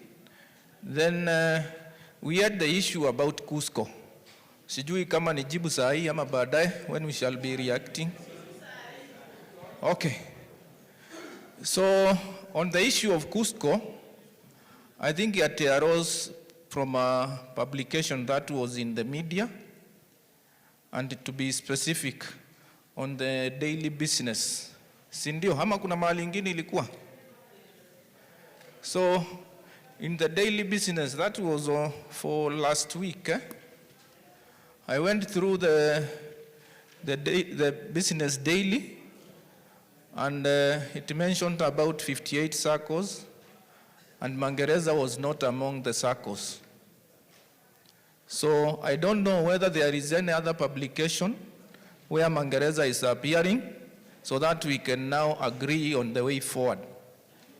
Sijui kama kuna mtu akona any media where Magereza is mentioned to be in a debt with KUSCO, to being having a loan with KUSCO. Kunayo? So kama hakuna, I'll just share with you the process in which Saccos are allowed to access external borrowing. One, during the AGM, in the resolutions we usually present to you to approve the borrowing powers. So if you can remember that our last AGM, which we did in February, you approved borrowing powers of 600 million. And it was the same as the previous year. So Magereza can only access external borrowing to a maximum of, with any other organization, accessed a loan of 600 less the other loan with the other institution. From that point, when we are borrowing the loan, first, as an organization, we identify the need for the Sacco to borrow. Then we justify to SASRA and to the Commissioner of Cooperatives. When we are given the go-ahead now to borrow, we approach the bank and we execute the documents or the contract for borrowing. That is like when you are borrowing from the Sacco, so you apply through a loan form. So when the Sacco applied the cooperative bank loan, we executed a loan application form, which is signed and sealed with the Sacco seal. So the Sacco remains with a copy, and the bank retains their copy. So from that now it shows there is a contract for loan between the Sacco and the bank. So in this case, in the Sacco, the records that is in our custody, we don't have any application loan application form entered between the Sacco and KUSCO. What we have in KUSCO are the membership shares, which we discussed here during the AGM. It was 66 million, and through the advisory of the ministry, we provided at 10 million. So the balance that we are having in our books is 56 million. So whether we will write to KUSCO to clarify whether the Sacco has a loan, first we must be reacting to something. And we have said there is no any publication in the media where Magereza is mentioned as having a loan with KUSCO. And in the case, if we had the loan and we have failed to pay, like the other time, you saw in the Daily Nation, there was a notice to auction properties for those who acquired houses in KUSCO and were unable to pay. So in the same case, if Magereza has a loan in any institution, first there will be a communication and distress that settle your loan within this period. If you are unable, then the next course of action will follow. So to me, I think in the industry, we look not to be informed, to write to KUSCO to clarify for the Sacco whether we have a loan, when we know the process of acquiring a loan for the Sacco is well defined, and there is no any publication or in the media where Magereza is mentioned as having a loan with KUSCO. So from the management point of view, for us, I don't see whether it will be wise to write to KUSCO to clarify.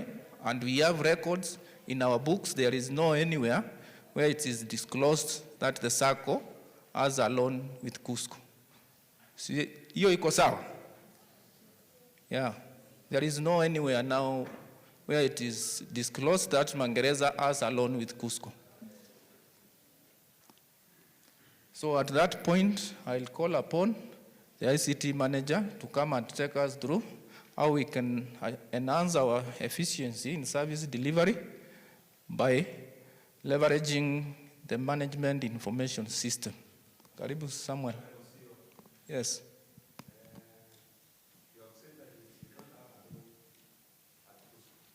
Yes.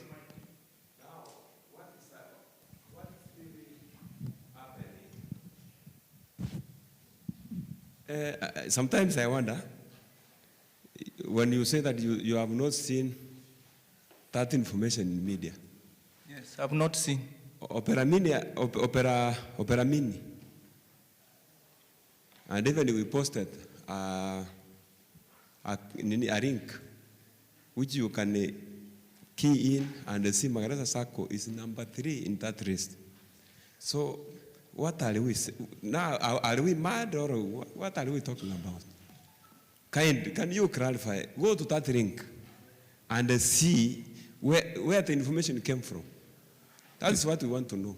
You see, we are not fighting, but we want clarification where that information came from. Okay, maybe I can respond. Another issue. Yesterday you talked about proposals to PSTC. Did the PSTC wrote the proposals, or it is the Sacco wrote the proposal to PSTC? And how much do you expect to use on that same project? Are you taking one project or you are taking 3 projects? Those are the questions which you are requesting to know more. This is members' money. What are the benefits of this project? Because right now, we are in a crisis of liquidity. Members' money, about 809 million to recover this money. If the money is not there, that they owe us 242 million. So those are the clarification we want. Thank you, Mr. CEO. Kindly, thank you. Bwana CEO. Mine, before you maybe hand it to the ICT manager, it's a concern about, I'm sorry, iko nje kidogo lakini pia inatuguza kwa sababu ya mambo ya biashara yetu ya Sacco. Bwana Chairman, I had a request. We've seen a signal that Obiero posted yesterday about the use of funds. We know we are all Magereza Sacco staff, Magereza staff, na sisi pia ni delegates ambaye wakati wowote unaweza tafutwa. Mtu hata akienda akiota usiku anakuamkia asubuhi anahitaji pesa, mwingine amekaa kwa kisugu anafikiria anahitaji pesa, and we need to communicate.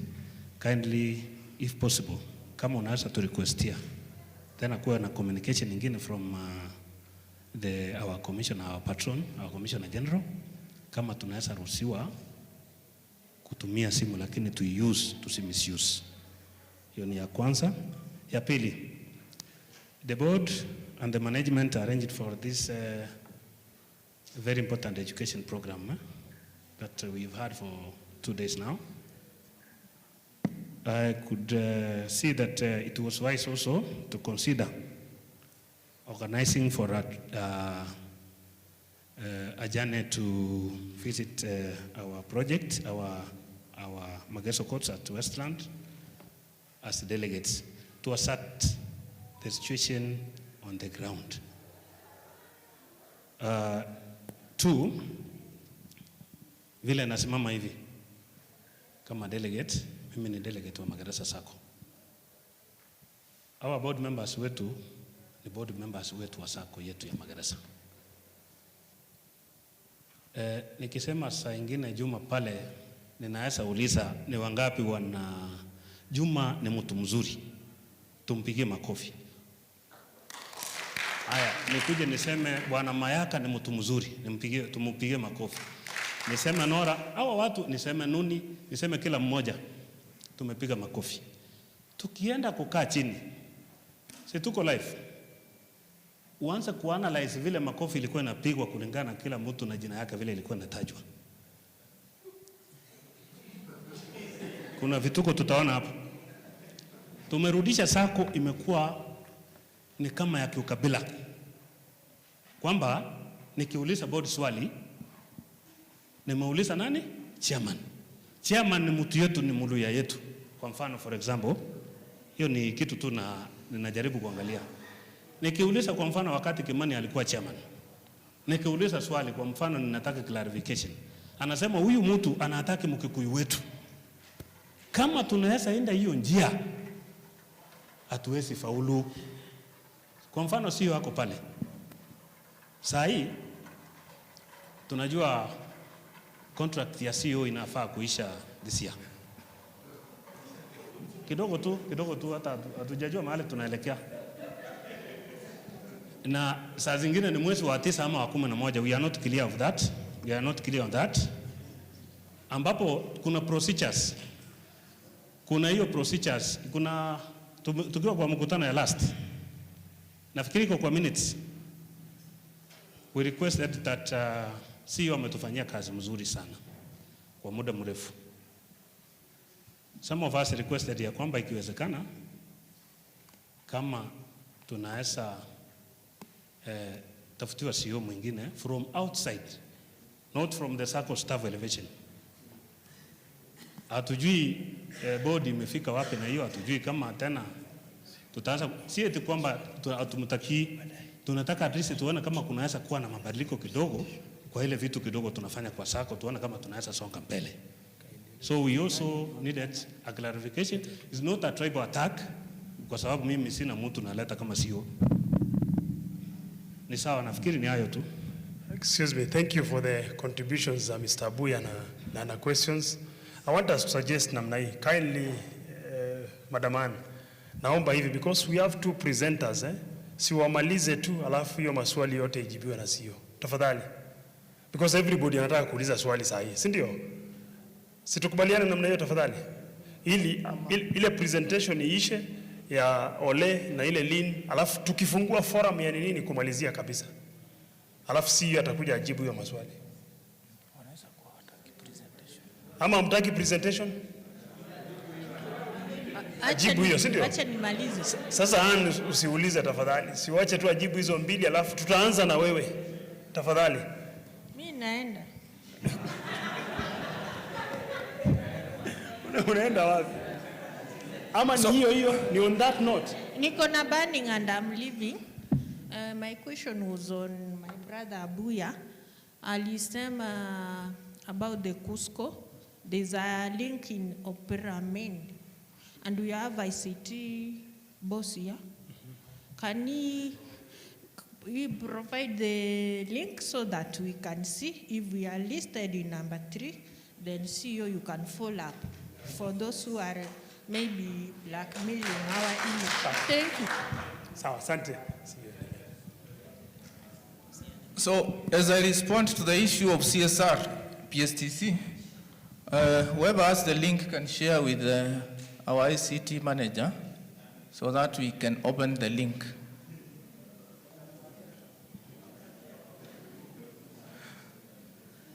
So, on the issue of CSR at PSTC, I said we met the commandant and the board had a proposal to construct a dais at the parade square and meet. At the same time, we requested to transfer the offices of the branch from the administration block, and the commandant said that was also his idea. And we requested for space not to construct a branch at PSTC. So we requested maybe at the canteen or near the barrier gate where we have the hospital, somewhere where the members can access without interfering with the administration. So the proposal was not to construct. Okay, there is a proposal that the delegates be given an opportunity to go and assess the current situation of the society project, that is the Westlands, which currently has no tenancy. Yeah, that was also discussed by the board, and they thought one of the days when we shall be holding these delegates education, in the afternoon, we will have enough time where the delegates can go for the site viewing of the properties. But I think because of how we have scheduled our program for this education, we were not able. And maybe the board can consider representation from the delegates who are within, who can also share the same information about their findings with the rest.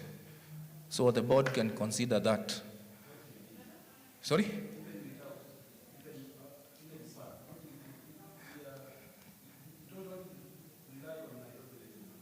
Okay, it's just a proposal which has not been agreed upon, because for today, we were not able to achieve that. Since, yeah, it will be discussed and communicated what will be agreed upon. So I don't know whether the link has opened.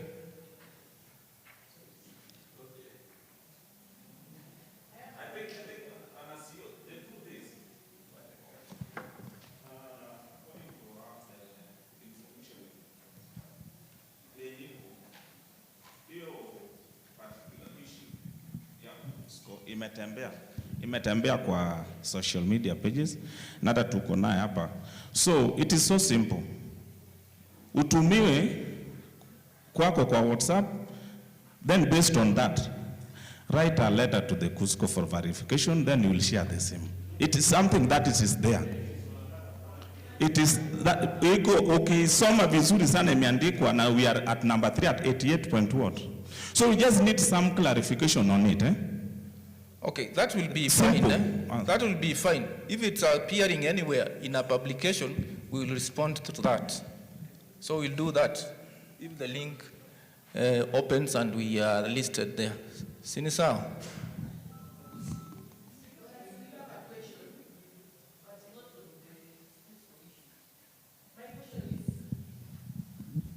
There is a member who posted in the WhatsApp group that in Kisumu branch, there is no backup. That is one thing.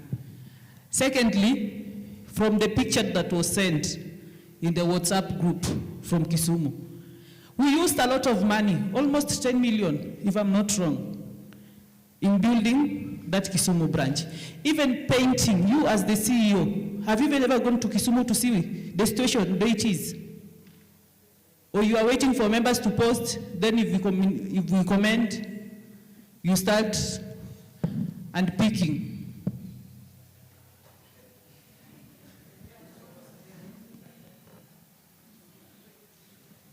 Oh, I think for Kisumu branch, the chairman is up to respond to that.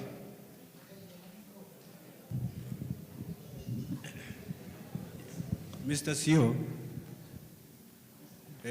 regarding to it, your proposal, your PSTC, because we are crying with liquidity, and we are doing proposal, now some branches I wanna pack up. Can you do proposal ambayo iko within our means? Just building a latrine, ni kitu itatu cost sana. So can delegate also be informed so that they can approve those proposals? Kama kitu kama dais, that is genuine. Na clock, na hiyo ingine ya latrines, ikatwe. Because it will cost us. Okay, good afternoon, leaders. My plea to you is that can we just have the two presentations that we had lined up for you, because time is of essence here, and when we turn this thing to become like an AGM, to me, doesn't augur well. CEO has provided very elaborate responses that we don't have any liability with KUSCO, and whatever concerns that Mr. Abuya and Maruja have, we are going to do a letter to KUSCO, and then we shall bring the response from KUSCO to you. Okay, about the CEO's contract, let us be in agreement. Each one of us here has a role to play. No, well, the board has its function to perform, The management staff has their role to play. Delegates too have their role to play. Sio role ya kuhaya na kufire senior managers ni kazi ya board members. Ama namna gani? Tusifanye kazi ya watu wengine. Sio ni sawa. Wakati hiyo contract ikifika, si mtajua tu. Kwa sababu tutafanya tu justice kwa everybody. Si hapo tunaelewana? So kama tunaelewana kufikia hapo, si to have Ole presenting, then we have Lynn, alafu tufunge mkutano. Tafadhali. Oh, Kisumu branch. Okay. Kisumu branch ilikuwa hivi. Wakati we were doing a BQ, there was a provision to do a toilet inside the banking hall. But wakati body ilienda pata hizo quotation, tutakuwa na generator huko. Mr. Ongori. Thank you, Bwana Chairman. I'm Ongori from prison headquarters. The questions have been asked. Yeah, I don't have a question. What I have is one to my fellow delegates. Sometimes, we've learned in the process. Sometimes, once we are asked to ask a question, we can say, we are better in this. What have we done best? Tukubaliane. Si kuna steps tumesonga kama Sacco. Why are we not clapping ourselves? The board has done its part. Unajua vitu zingine hata tukileta tukianza leo January, tulete December, they will be the same. Wacha tukubaliane, we have moved a step somewhere and we commend them to ambie, can you do better in these areas? Badala ya mambo. Sasa kama hiyo mambo ya Kisumu, umejibu vizuri. Hii mambo ya Cusco. That thing, the first one was edited. The one that the chairman said was the right one.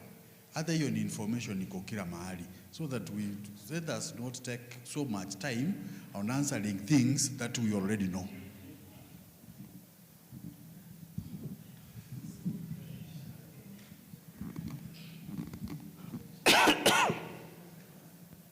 Thank you so much, Bwana Chair. Tunashukuru kwa hii nafasi. Nafikiri sababu ya kuja education, tumesomeshwa na tumekuwa empowered na knowledge. Ile imebaki ni kudisseminate. Maoni hii, nimesikia ukisema ya kwamba after presentation we go home. Maybe our concerns tu ni ile, wakati tunapatana na tunapata opportunity, we share what we have. And we were told that this is the only avenue, ama mahali ambapo tunaweza kuja to share hizi ideas. So, tumesoma and there are areas maybe where we can reap products, zile wanaita low-lying fruits.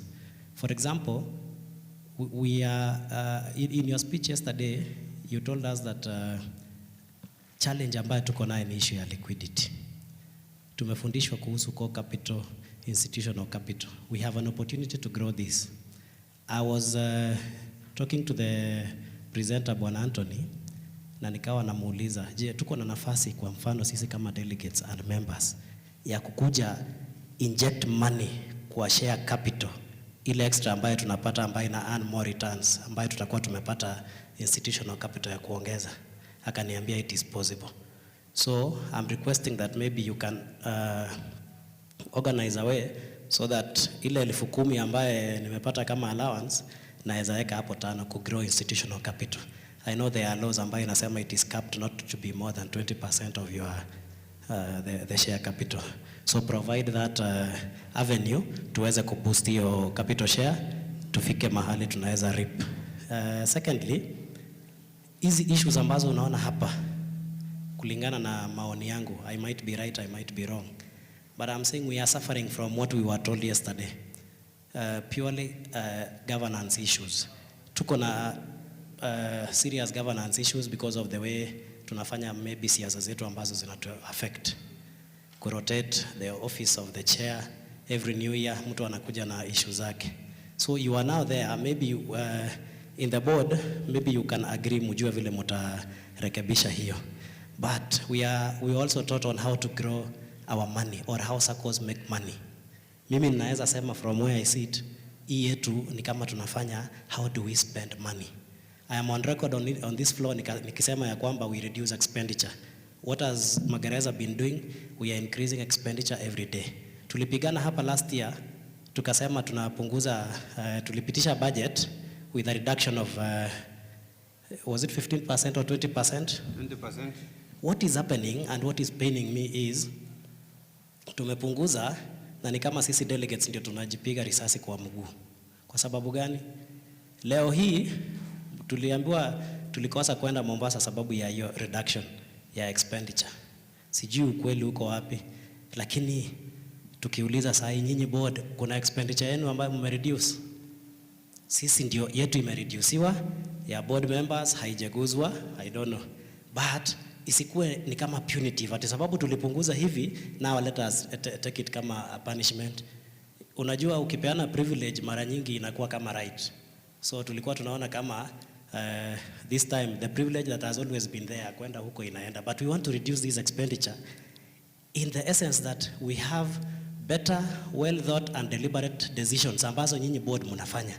Look at, for example, the decisions ambayo mnataka kumake. Hizo proposal ambayo mnapeleka, for example, PSTC. It would have been well if you come with one proposal ambayo tunaweza kuimanage na ionekane kama marketing.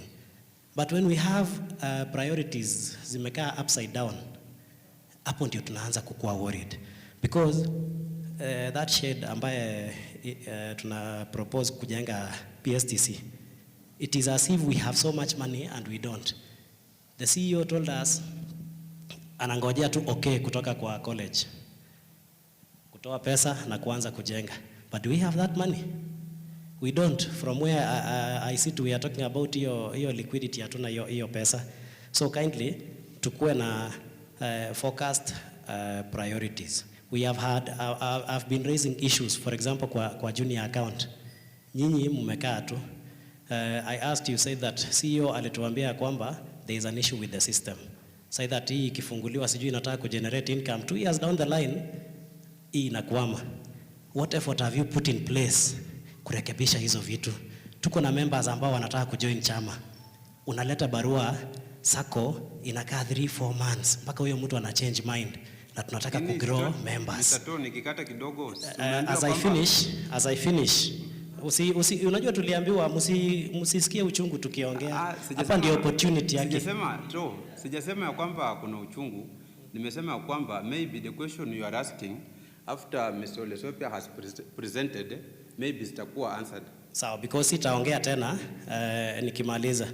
We have tried so much. For example, mimi nina work pale PSTC. Mr. Kimani is my witness. We have talked to our members. Saa hii vile tunaongea, I think we have more than 6 chamas zile ziko pale za, we have investments na kuna ambaye tuna bank na Sacco. Services to member, ile BDC tunaongea na members wameweza kuja kuchannel pesa zao wana deposit kwa Sacco yetu.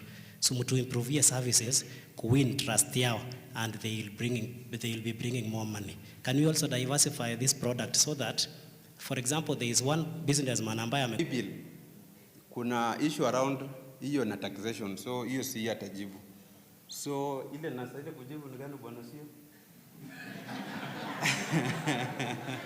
To. Unaona? Si nani? Bwana to. As Mr. Mutiza has ably explained to us, we indeed made a proposal to Prison Staff Training College that we intend to do a CSR project there, of which we did a letter to them. And up to date, they are ready to respond. And as Mutisia had indicated ably, Yakwamba proposal remains proposal. Up to that time, they will bring a response to us. We are going to sit down and see what we can do and what we cannot do. So to communicate when that time comes. But I know we cannot do project that is out of our capability. We shall restrain ourselves on the budget.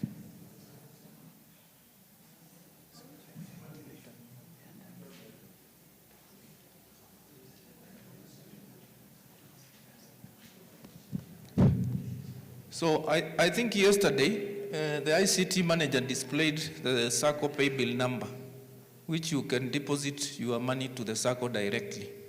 Okay, what we need to do is to enhance the pay bill to a point where if you want to boost your deposits, you can select direct boost deposit. If you want to deposit to your Chama account, you can select the money be directed to Chama account.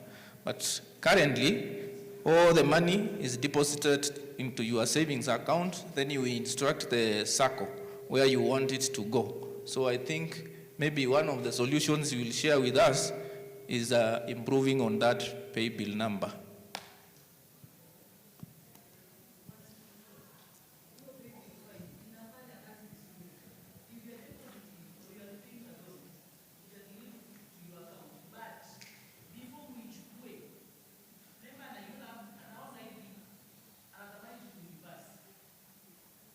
So, Madam Lydia, you are right, but I think after Ole has presented, you will be answered. Ole, please.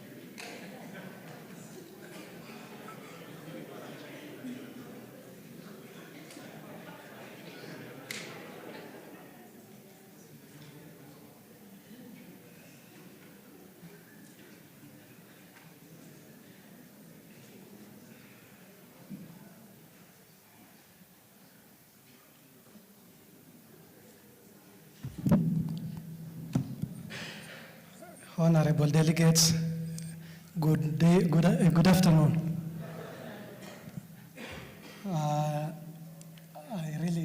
really don't want to take most of your time, but allow me to clarify a few things as far as the system is concerned, because whatever we've been discussing here since Monday, rather Tuesday, yesterday and today, everything there, 75% or so revolves around my department. Why I'm saying that is because we are grappling with the liquidity issues, matters performance, service delivery, and many, many more. However, you all know we cannot really serve in this time, or rather, this particular era without technology. Since I came to this organization in 2022, I have been evaluating our system, and I remember in Mombasa, I told you this is a journey, and it's not an event. And that's why I'm saying, as we leverage on this technology for service delivery, remember, it's not a lifestyle, nor an event, but it is a journey that we need to walk.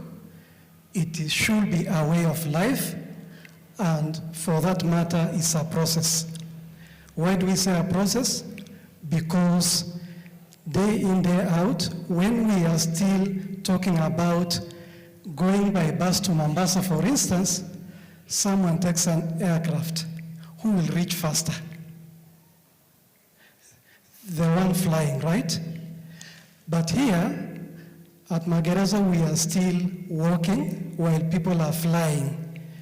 Why do I say that? Our members, majority of them are in microfinance.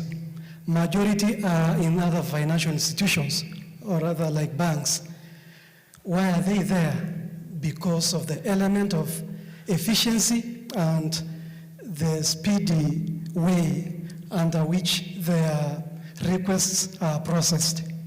And so, I'm simply saying that as we leverage on this technology, we need to understand those two facts, that this is a process and it should be a way of life. You cannot do it and you say, I stop at that.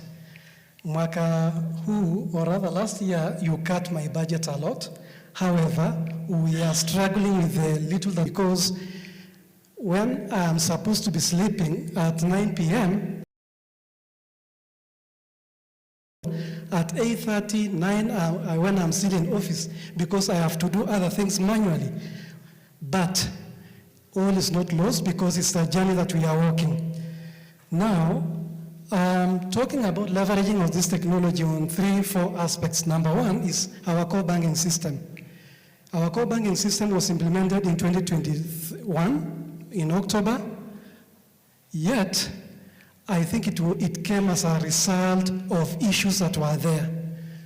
Now, under this implementation, usually there are processes under which a system has to be implemented. And this process of implementing the system usually take phases, but majority of these phases were never followed. Number one, like requirements, analysis, there are things like design, testing, and implementation.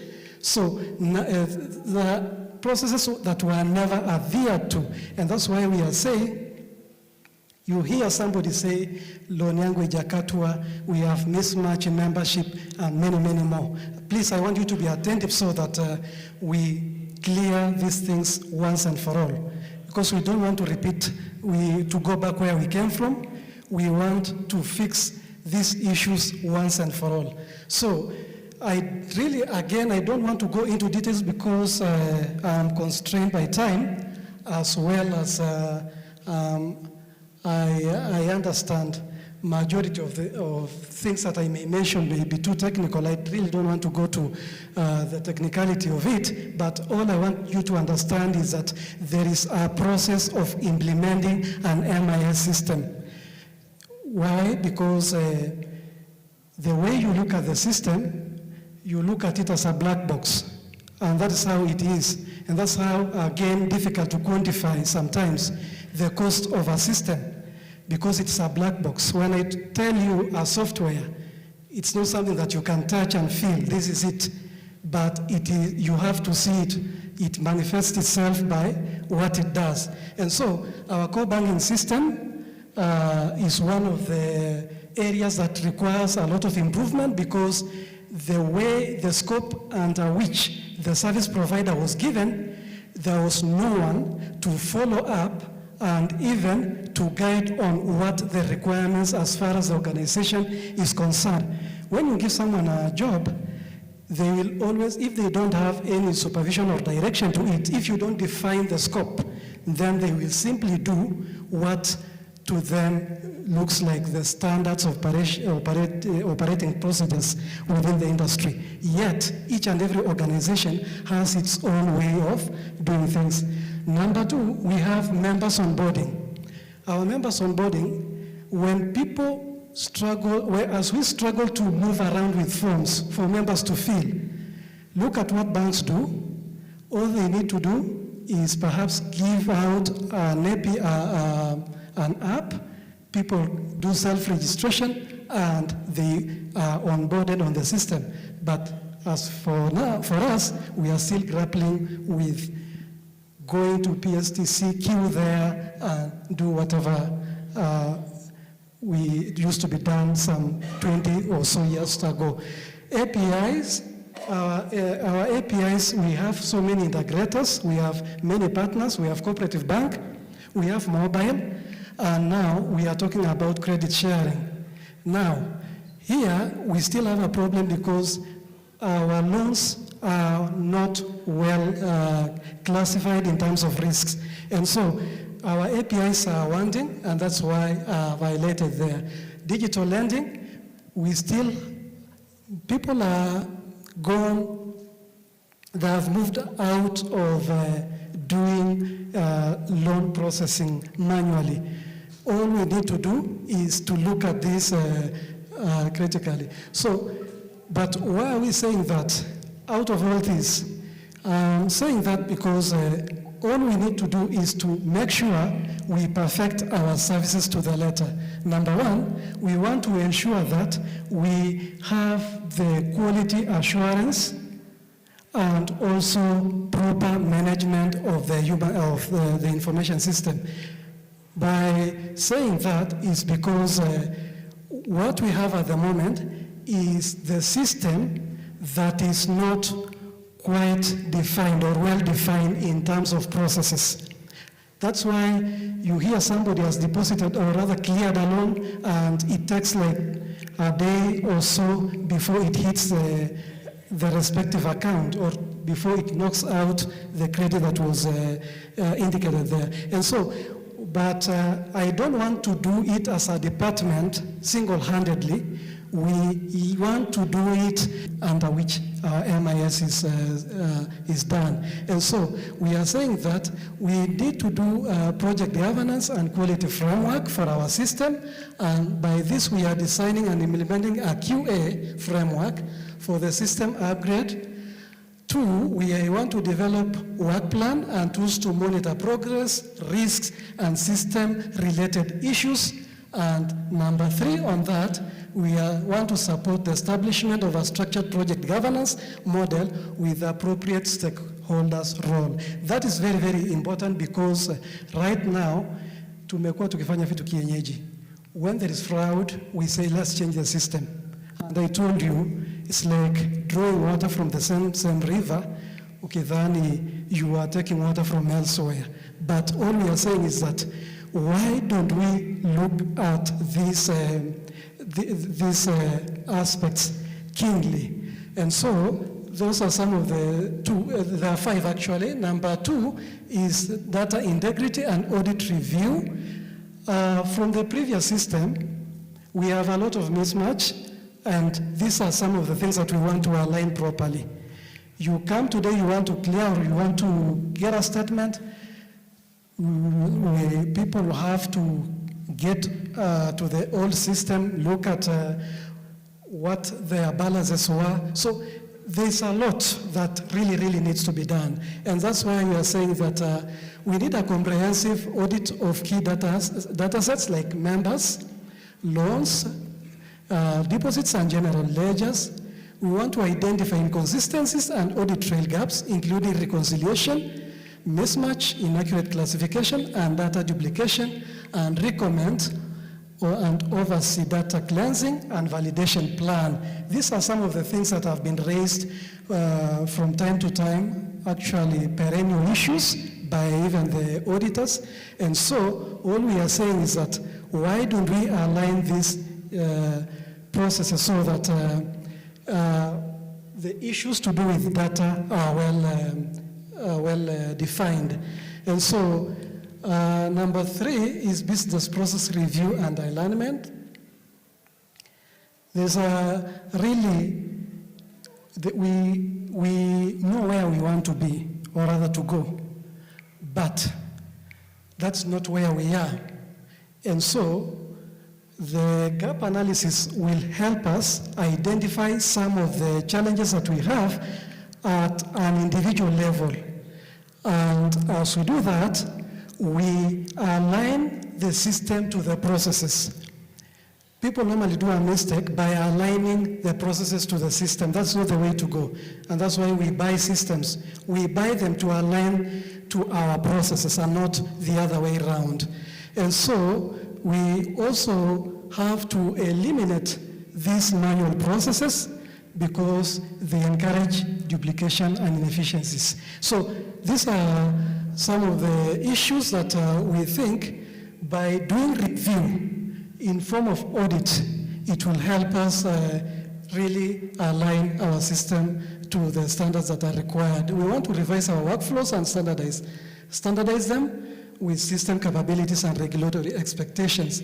Now, quality assurance during upgrade, because right now, the current system that we have is version 2014, while we are at version 26. Remember, this is a Microsoft product that we normally subscribe on annual basis. However, we are still far because the way you adopt the system, you have to ensure that even as you do future upgrades, as you think of adjusting few parameters, they have to be in line with the current status. But the version that was taken in 2021 by then requires an urgent upgrade, and that's why we are talking about instead of as we do upgrade, we need to ensure that we do proper validation and we validate vendors accordingly as we review the test plans and conduct independent oversights during unit testing, integration testing, and user acceptance testing. I had Mr. To mention about the issues to do with the interest, and I think we talked yesterday, and these are some of the issues that the system is meant to cure, because when the system was deployed, as I said, there was no direction from ICT department then. Supposed to perform. If it is enforcer, then it should do what it's supposed to perform. If it is enforcer, then it should do functions or activities with enforcer demands of the system.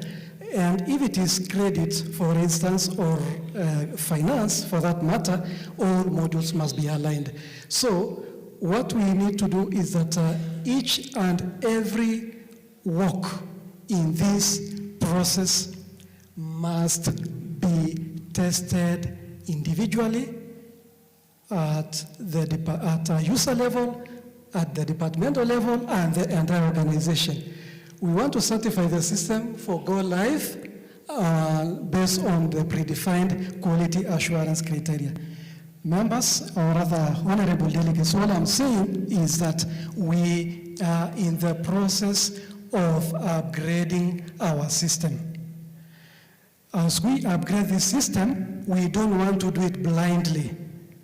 This is like a public participation exercise, so that at each and every stage that we undertake, communication must take a center stage.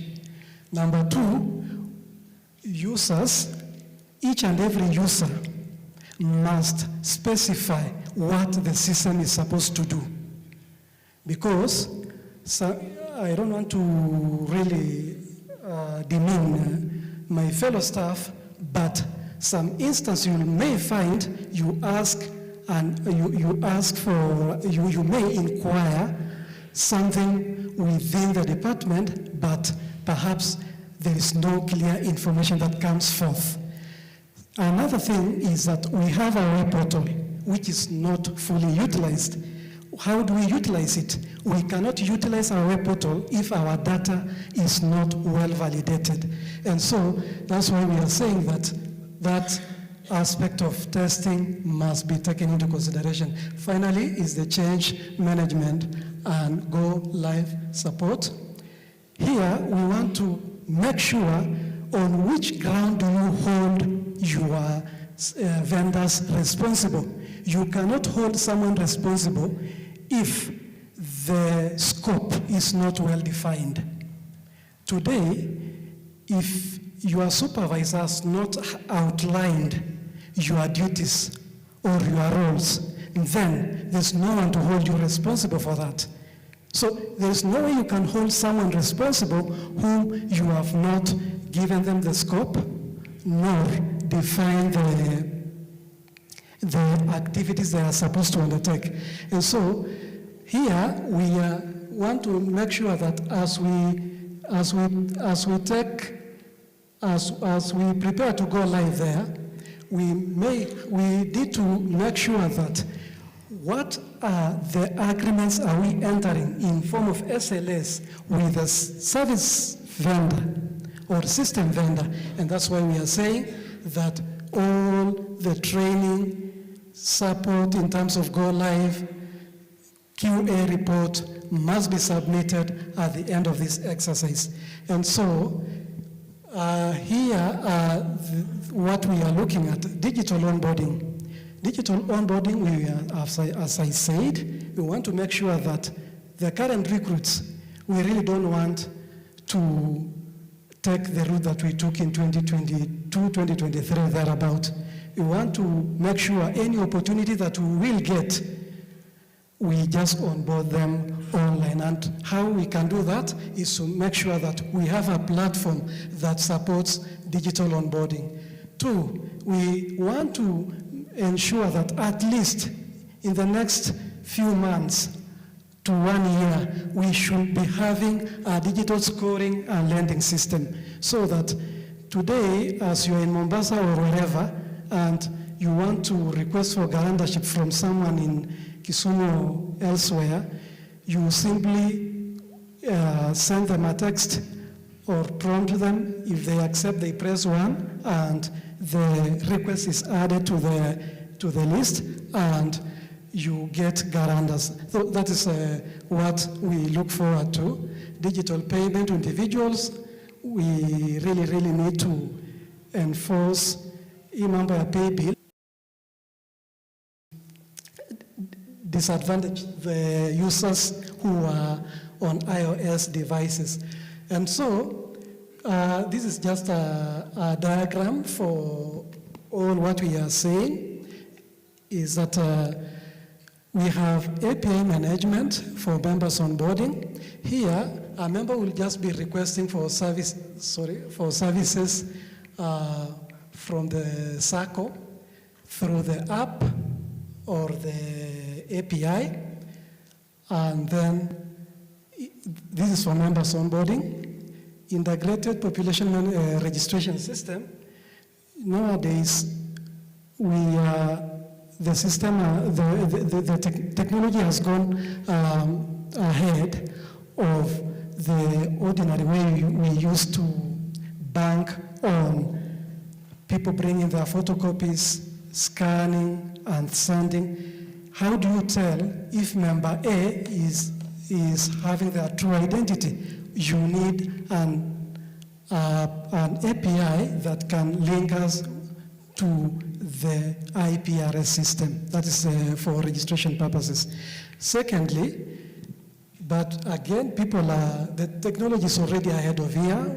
Here, people are using AI, machine learning for that matter. We no longer have to call them directly or call the IPRS directly. All you need to do is make sure this service is integrated so that you get that authenticating or rather validation of that user automatically. And so our recruits, once they take a snapshot of their ID, that ID, before it's submitted to the Sacco, it has to go through the AI process, through the IPRS. Once that member is validated, then we onboard them. API for loan booking, the same methodology. All we are saying is that here we normally have a problem, because when as we wait for our members or someone through the Sacco to take loan application forms to the headquarters, remember, some people have already leveraged on technology to book their loans. So by the time we are arriving, those loans have already been booked. And that's why our classification has been a challenge. Why? Because when we thought our loans have been booked this month for recovery, it will wait until the second month for it to be realized. And so that becomes a challenge, because we depend on manual process rather than technology. So I said, as you drive to Mombasa, someone else has taken an aircraft. And so as we struggle with jam, water view, by the time we are getting there, Kinazenga wameshachukua our members. And so if I normally interact with my peers in the industry, huwa wanatuchekelea sana. They say majority of our members they have populated microfinance, and what do? Some have really gone the API way. So by the time we are filling our forms, those members are gone. And now the challenge again to our board of directors is to convince the leadership at the top to give us opportunity to get access to this API. We just need to ensure that at least we get accessibility to this API so that our loans are booked promptly as they come in. Credit Bureau, again, as a way of spreading the risk, we want to make sure that as a member applies, as they apply for their loan, remember this is in the new act that is, or rather the act that is in waiting, or the pending bill within at the Senate. Credit referencing is becoming a requirement, and so there's no way we are going to evade this by not listing our members within the Credit Bureau. And so what we are saying is that what we need to do is that we need to digitize our processes fully so that we don't lag behind. Proof of concept, for that matter, the current vendor has done a great job. That is a fact. And we tested this with ATM. Our ATM in 2022-2023 was doing badly. How many of us have ATMs, please, by show of hands? Is ATM effective or not effective? Very effective. Very effective. Okay, it's effective. Why? I had to sit the current vendor down.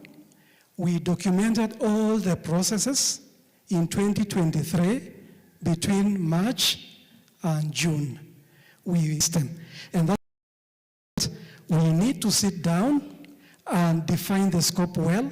In the next 5 months, we want, by the time we are paying our dividends 2025, okay, by 2026 then, we should be I don't want to stand here again to defend the MATA system. I have other things to do.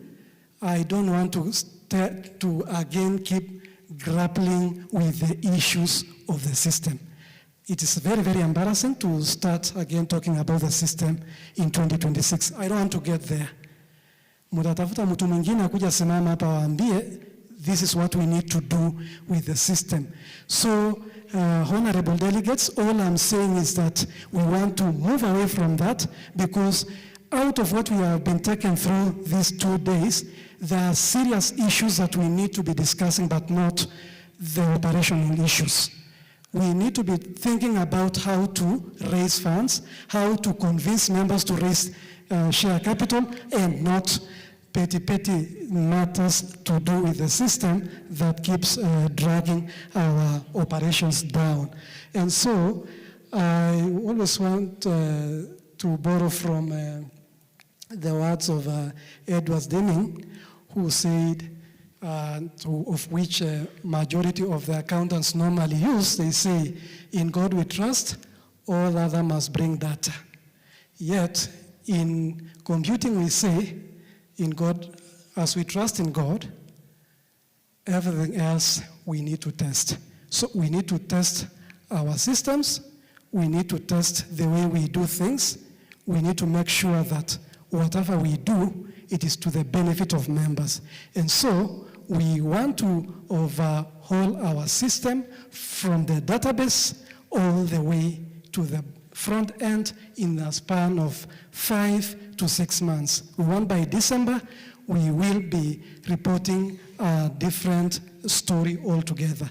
And here, I told the board they need to be participant in this venture fully by having an ad hoc committee. 2 people from the board, fellow staff, vendors, quality assurance, and a project manager. That is the only way we can deliver the system that will take us for the next few years as far as technology is concerned, because things keep changing, and all that will be done by constituting a proper team that is accountable. All we require is accountability. We will be reporting each and every milestone so that at the end of the day, everybody is satisfied. I never formed an ad hoc committee when we were doing ATM. We did it as a department with FOSA, but the results were very, very impactful. So we also believe this one touches so many areas, because ATM integration, we need to do credit referencing, we need to do mobile banking, and we need to do web portal. This one cannot be a departmental issue. I'm doing this, I'm reporting it officially, that as you go ahead, please go knowing that we are improving on our system to enhance service delivery. Thank you very much.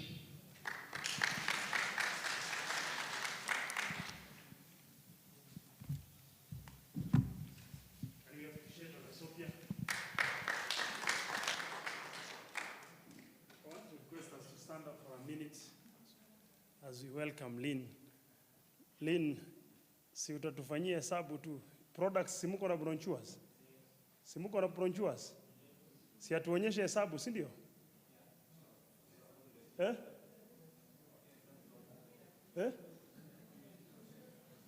Si mtu mmoja aongee tafadhali ndio tuelewane. Sema Jamil.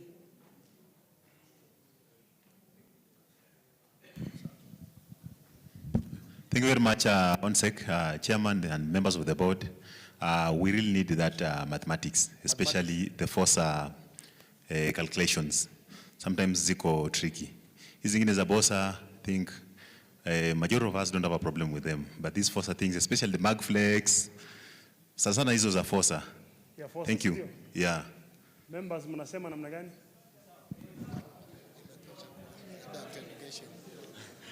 Mnataka apeleke sisi kwa products?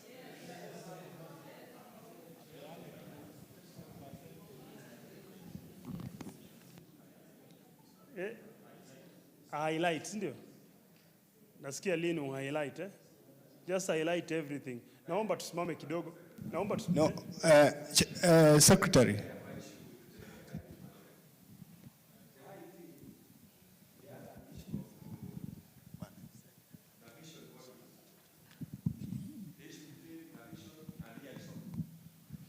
Naomba hivi Bwana Buya, just note tu Lina amaliza alafu tutafanya nini? Ama wale sopi unaweza kujibu?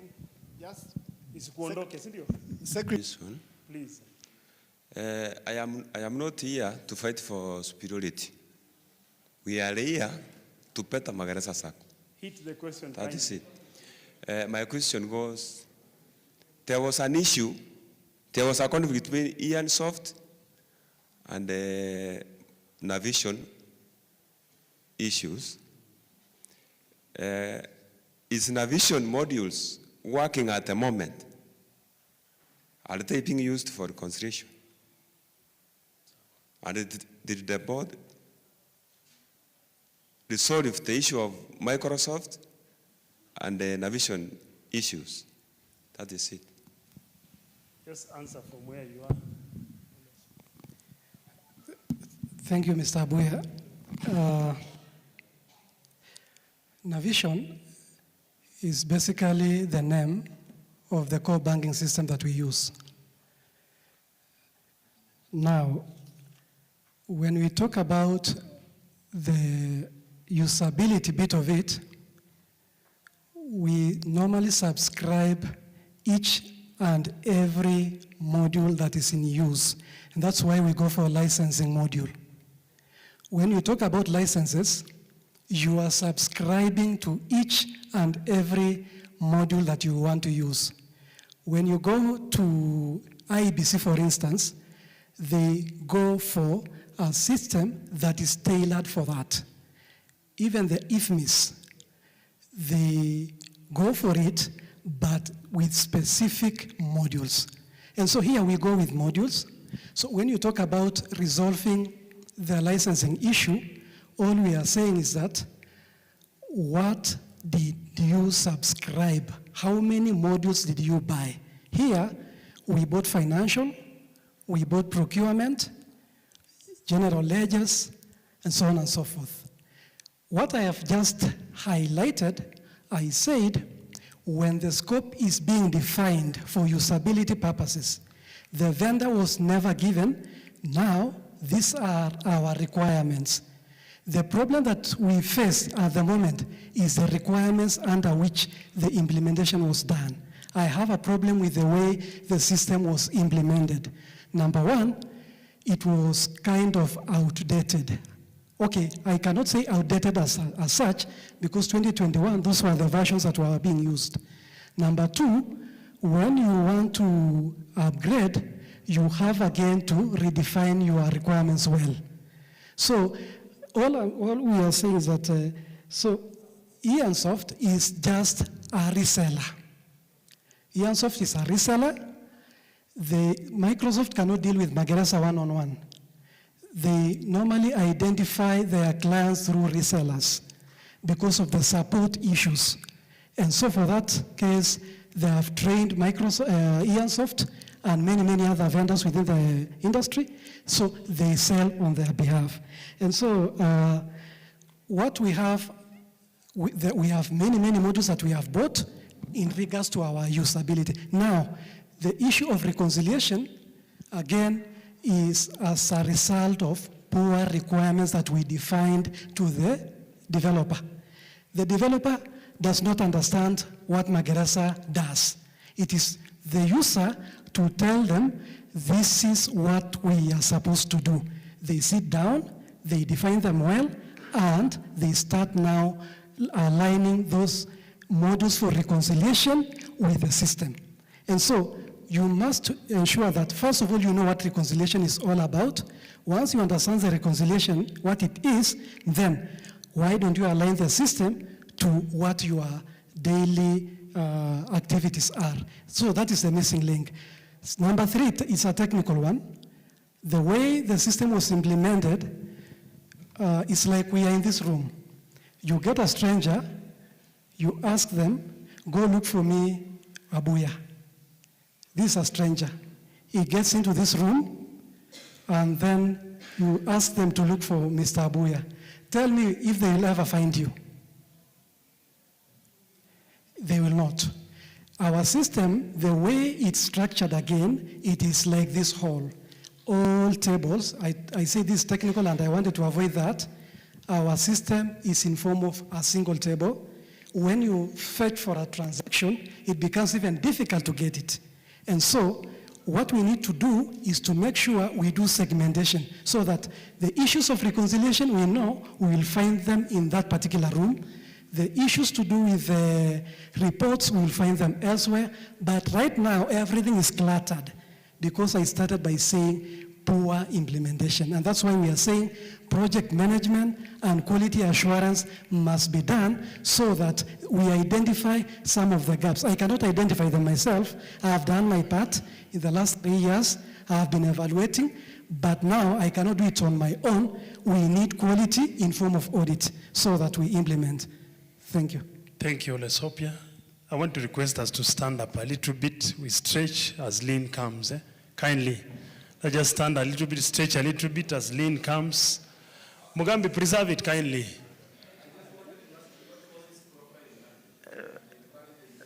You will ask that kindly. Just stretch a little bit as Lynn comes. Kindly. Si tumekuja kusoma, jameni. Mheshimiwa Susan, naomba usimame. Let us just stress nusigonge mtu. Stretch. Sisemi tuende nje, Mheshimiwa Nancy. Tusiende nje. Rama, tusiende nje. Asante, we can have our seats. Can have our seats. Nakuwa prefect ya jirani ya kilala unamuamsha tafadhali.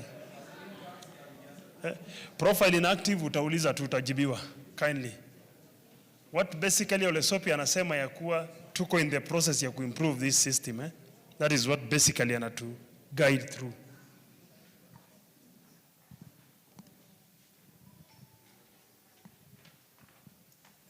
And Lynn, you should be very brief. Fine.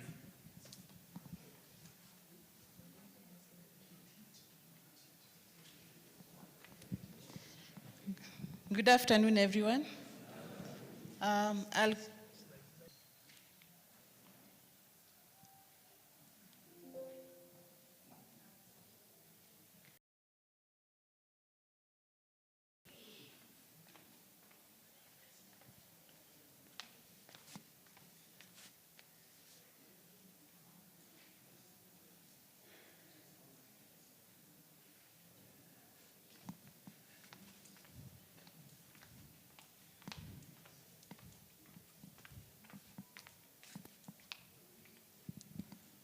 So I'll skip all that and go quickly to our loan products. That's just an overview, then we'll go one by one for the sake of, I hear there are some new delegates here. Of course, even there, the minimum deposit is 300,000. The interest is 24,000 divided by 12, 2,000. So the first month, we will deduct you 2,000 plus an interest, let me put this, interest principal. Interest is 1% of 24,000, which is? Huh? Wait, you didn't do mental sums? Which is? So we normally have an issue when it comes to how it reflects on the pay slip. On the pay slip, you will see a 2,000 and you will see a 240. That is for all loans that are issued on reducing balance. Hapo tumeelewana. Kwa sababu wengine wenyu niuliza mbona kuna ingine nimekatwa ni erroneous. So this is what happens to reducing balance. As for amortized, it is, okay, the formula is complicated, I can't put it here, but the interest is, how will I put it? It's put together. For example, let's say you're taking a loan of 1 million. Oh, unataka niende mpaka 12 months? Oh, sorry. When it is reducing balance, now the next month,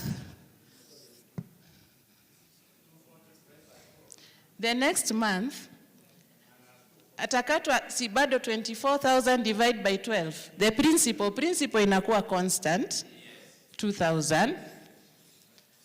But now the interest will reduce, and that's why it's called reducing. Yes, so 240 from 24,000 ni ngapi kwanza? I mean, 2,000 ukitoa kwa 24 ni ngapi? So the interest is, so hii interest itaenda iki reduced.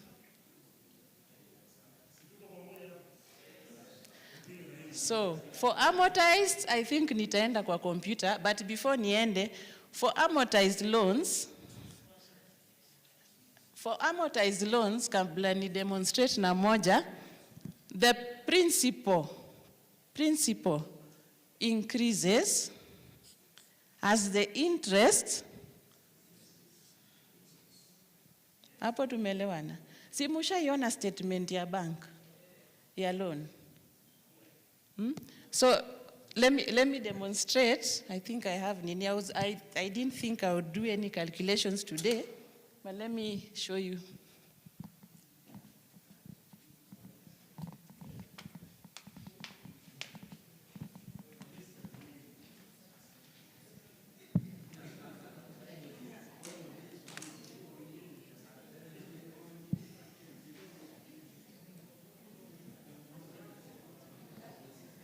Hiyo inaonekana? Okay, since hiyo haionekani, because I wanted you to see for the whole.